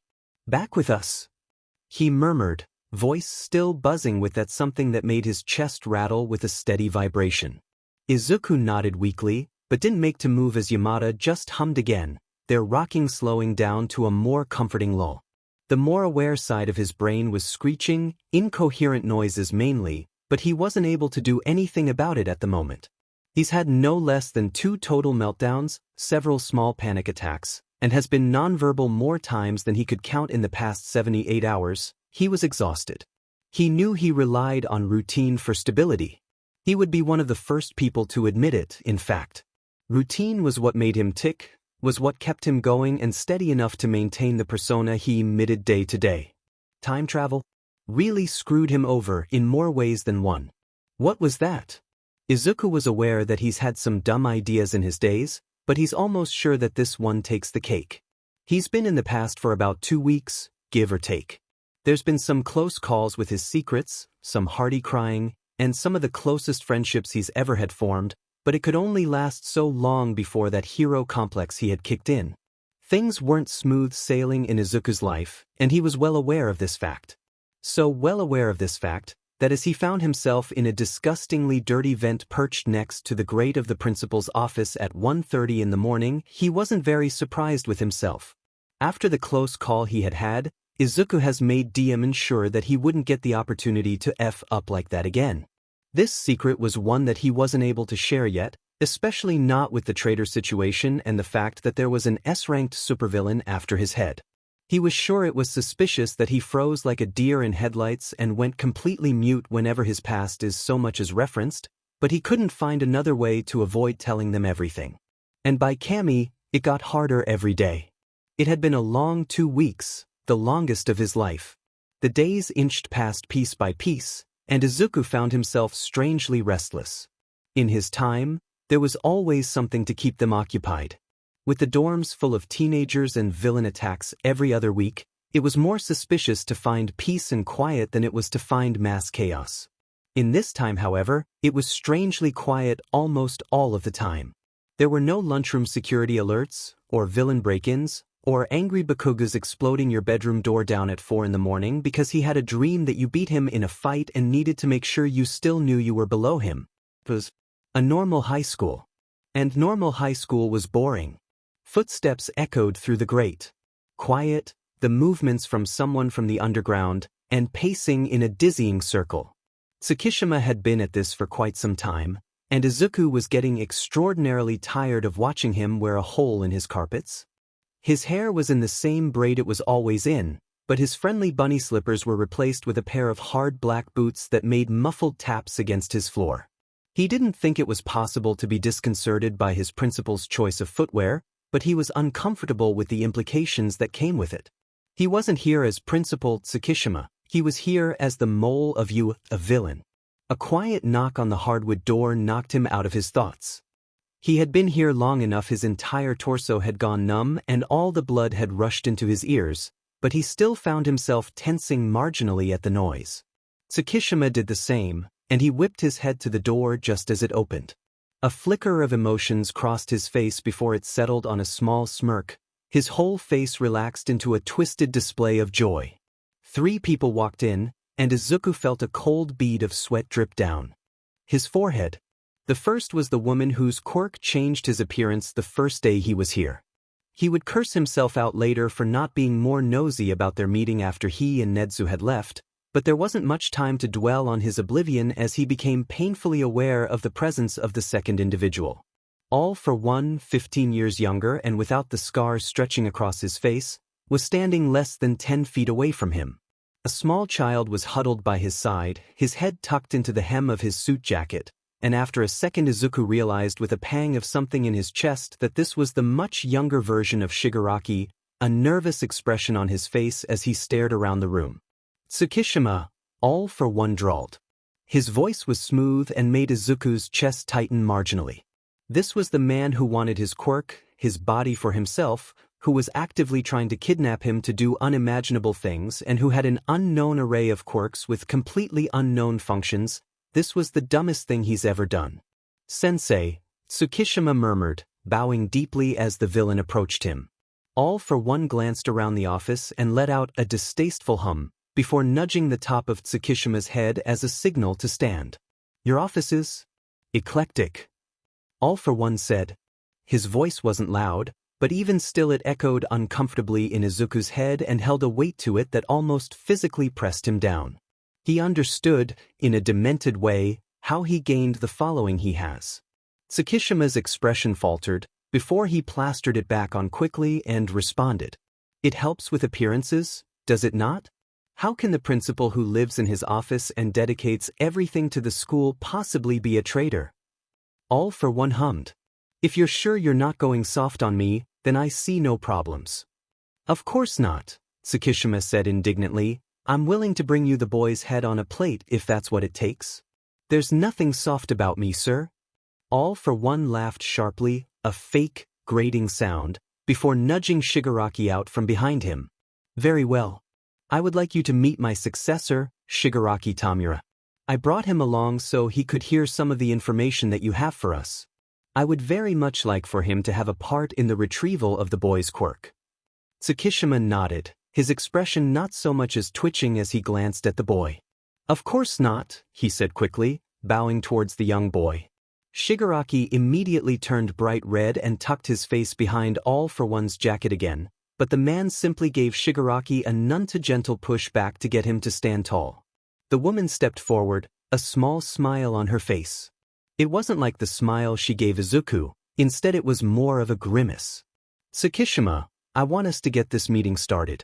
I would prefer to leave this building in one piece. I don't trust your staff not to catch on and raid this office. The sooner the better, in my opinion. All for One said nothing on her demand, and Tsukishima took that as his cue to hurry behind his desk, sitting in his chair and gathering some papers in front of him. All for One chose to remain standing, but as the woman sat down in one of the more regular chairs in front of the desk, Shigaraki took it as his cue to scurry over to a beanbag chair slightly to the side of the desk, an almost invisible smile on his face, already cracked and dried from his quirk. All for One glanced at him with distaste, but didn't say anything on it, and Shigaraki's smile widened fractionally as he cozied himself into the seat. Izuku wondered morbidly if this was the first time he'd had the chance to feel such simple pleasures. The meeting wasn't obscenely long, but it was long enough that Izuku had pins and needles in his entire body as he laid in the same position, his breathing shallow as he inhaled dust on every other breath. He was glad he remembered the tape recorder, because towards the end of the discussion his blood had begun to rush through his ears in a loud roar that blocked out the majority of the conversation. After an uncertain amount of time, the woman and Tsukishima finally stood up, silently prompting Shigaraki to do the same and scurry back to All for One's side. Tsukishima strode over to the door to open it for the other three, before he paused at the entryway. He glanced around the room, eyes lingering in certain spots with a pinched expression, before he finally exited the room after them and closed the door behind him. Izuku let out a near-silent breath of relief, and immediately started moving through the vents once more. He was as quiet as he could be, but it was difficult with the metal rocking slightly under his weight, wobbling with a loud, echoing noise. Finally, though, he reached the vent above the 1A classroom, somewhere he knew he could drop down unseen and escape back to the dorm rooms. His escape was pleasantly easy compared to his getting into the vents, and he was able to move through the remaining halls quietly using the training he remembered from Aizawa-sensei's classes, making it safely into the night breeze. When he finally got back to the dorms, he dropped the tape recorder into his desk drawer before beelining towards his bathroom to take a shower. He would handle everything in the morning. He was almost positive that Nedzu had sensors and cameras in his classroom, but he refused to think on the topic before he was in bed, clean and away from the exposing night air. His dreams consisted of twisted scars and a familiar hand reaching for his face, but it was a part of the job. He was handling it fine. Nedzu pulled him aside the next morning before homeroom, as he had expected. He had expected the questioning stare, the folded paws resting on his desk to make him feel more approachable. What he had not expected was the following conversation. "Your friends are worried about you," he hummed, his face twisted with a foreign emotion Izuku couldn't place. Izuku paused, the explanation he came up with the night before dying on his tongue at the unexpected topic. "They're too worried about me?" "Very much so," he said, tilting his head a bit. "They came to me last night, Aizawa specifically. Though he said the others told him they were worried and volunteered him as their spokesperson, he was clearly concerned. He had gone looking for you last night and couldn't find you in your dorm. He mentioned how you've been strange and jumpy around certain topics related to your past. Imagine my surprise when not an hour after he left, I received a notification that there was a break-in to my classroom." Izuku felt a blush creep up his neck at the backhanded comment, but didn't say anything yet. Nedzu clearly wasn't finished. I wondered to myself, why would he not come to me? Why would he be in the classroom at near 2:30 in the morning, and come in through the vents nonetheless. It took me a while to trace the beginning of your strange behavior to our second lesson, but I do feel as though I'm on the right track now. He leaned forward, his eyes glinting strangely. So tell me, Izu, why are you spying on the principal of UA? Izuku winced as he hit the nail directly on the head, and curled his arms protectively around his torso. How embarrassing, he hadn't even gotten the opportunity to defend himself before he was discovered. He knew that Nezu wasn't the smartest mammal in Japan for no reason, but the fact his friends were so observant and that Aizawa came by the previous night must have just been bad luck. There was no way they cared that deeply about him that they would pick up on small things like that. After a moment's pause as Izuku desperately tried to get some semblance of control in the conversation, Nezu sighed lightly and leaned back again. I can't help you unless you tell me what's wrong, but tell me this at least, are you in danger? Izuku paused. Was he in danger? Very much so. Would Nezu believe him, the random child who came from 15 years in the future, who nobody knew the past of, over his boss whose he's worked under for presumably a long period of time and undoubtedly trusts? Very much not. You won't believe me, he settled on, forcing his eyes up from the floor to look at Nezu. His office felt stiflingly hot, despite the fact he tended to keep it on the cooler side because of his fur. Nezu's expression twitched. You'll find I'm very easily persuaded to believe, especially when it is the truth that is being told. Izuku just shook his head weakly, turning his head down back to the tiles. Nezu sighed again, heavier and more resigned. Very well. I trust you to come to me if things get any worse. There will be consequences if you don't, he warned. Izuku winced again, but didn't say anything further. Nezu stood, heading over to his door to hold it open for Izuku. He stood shakily, but before he could exit the door a paw on his arm stopped him. Izuku looked down, surprised, and saw Nezu with one of the most serious looks he's ever seen across his face. You're not alone here. You may feel like an outsider, but you have people to trust in these new and confusing times. Don't hesitate to reach out to them.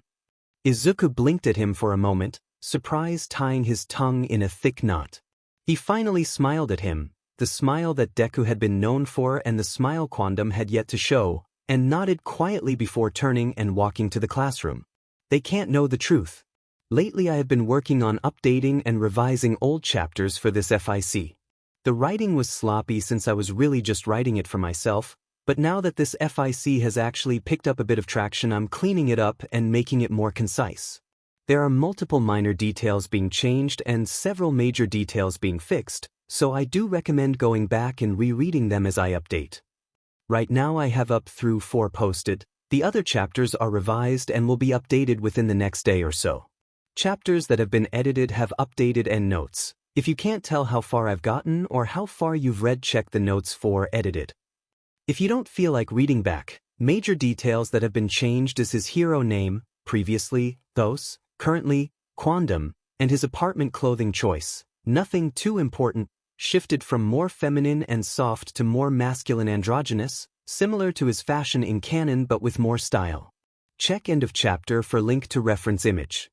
Several minor details have been changed to be more consistent, but it won't affect reading comprehension as much. To follow that up, does everybody remember when I posted a poll between options A, B, or C for the ending of the second arc? The results were 15, B 29, C 25. B won by a small margin. With the next actual update you will see your choices start to unfold, though it won't be immediately apparent. The second arc is reaching its rising action, you'll start to see things picking up speed a little. Warning, it will get heavy.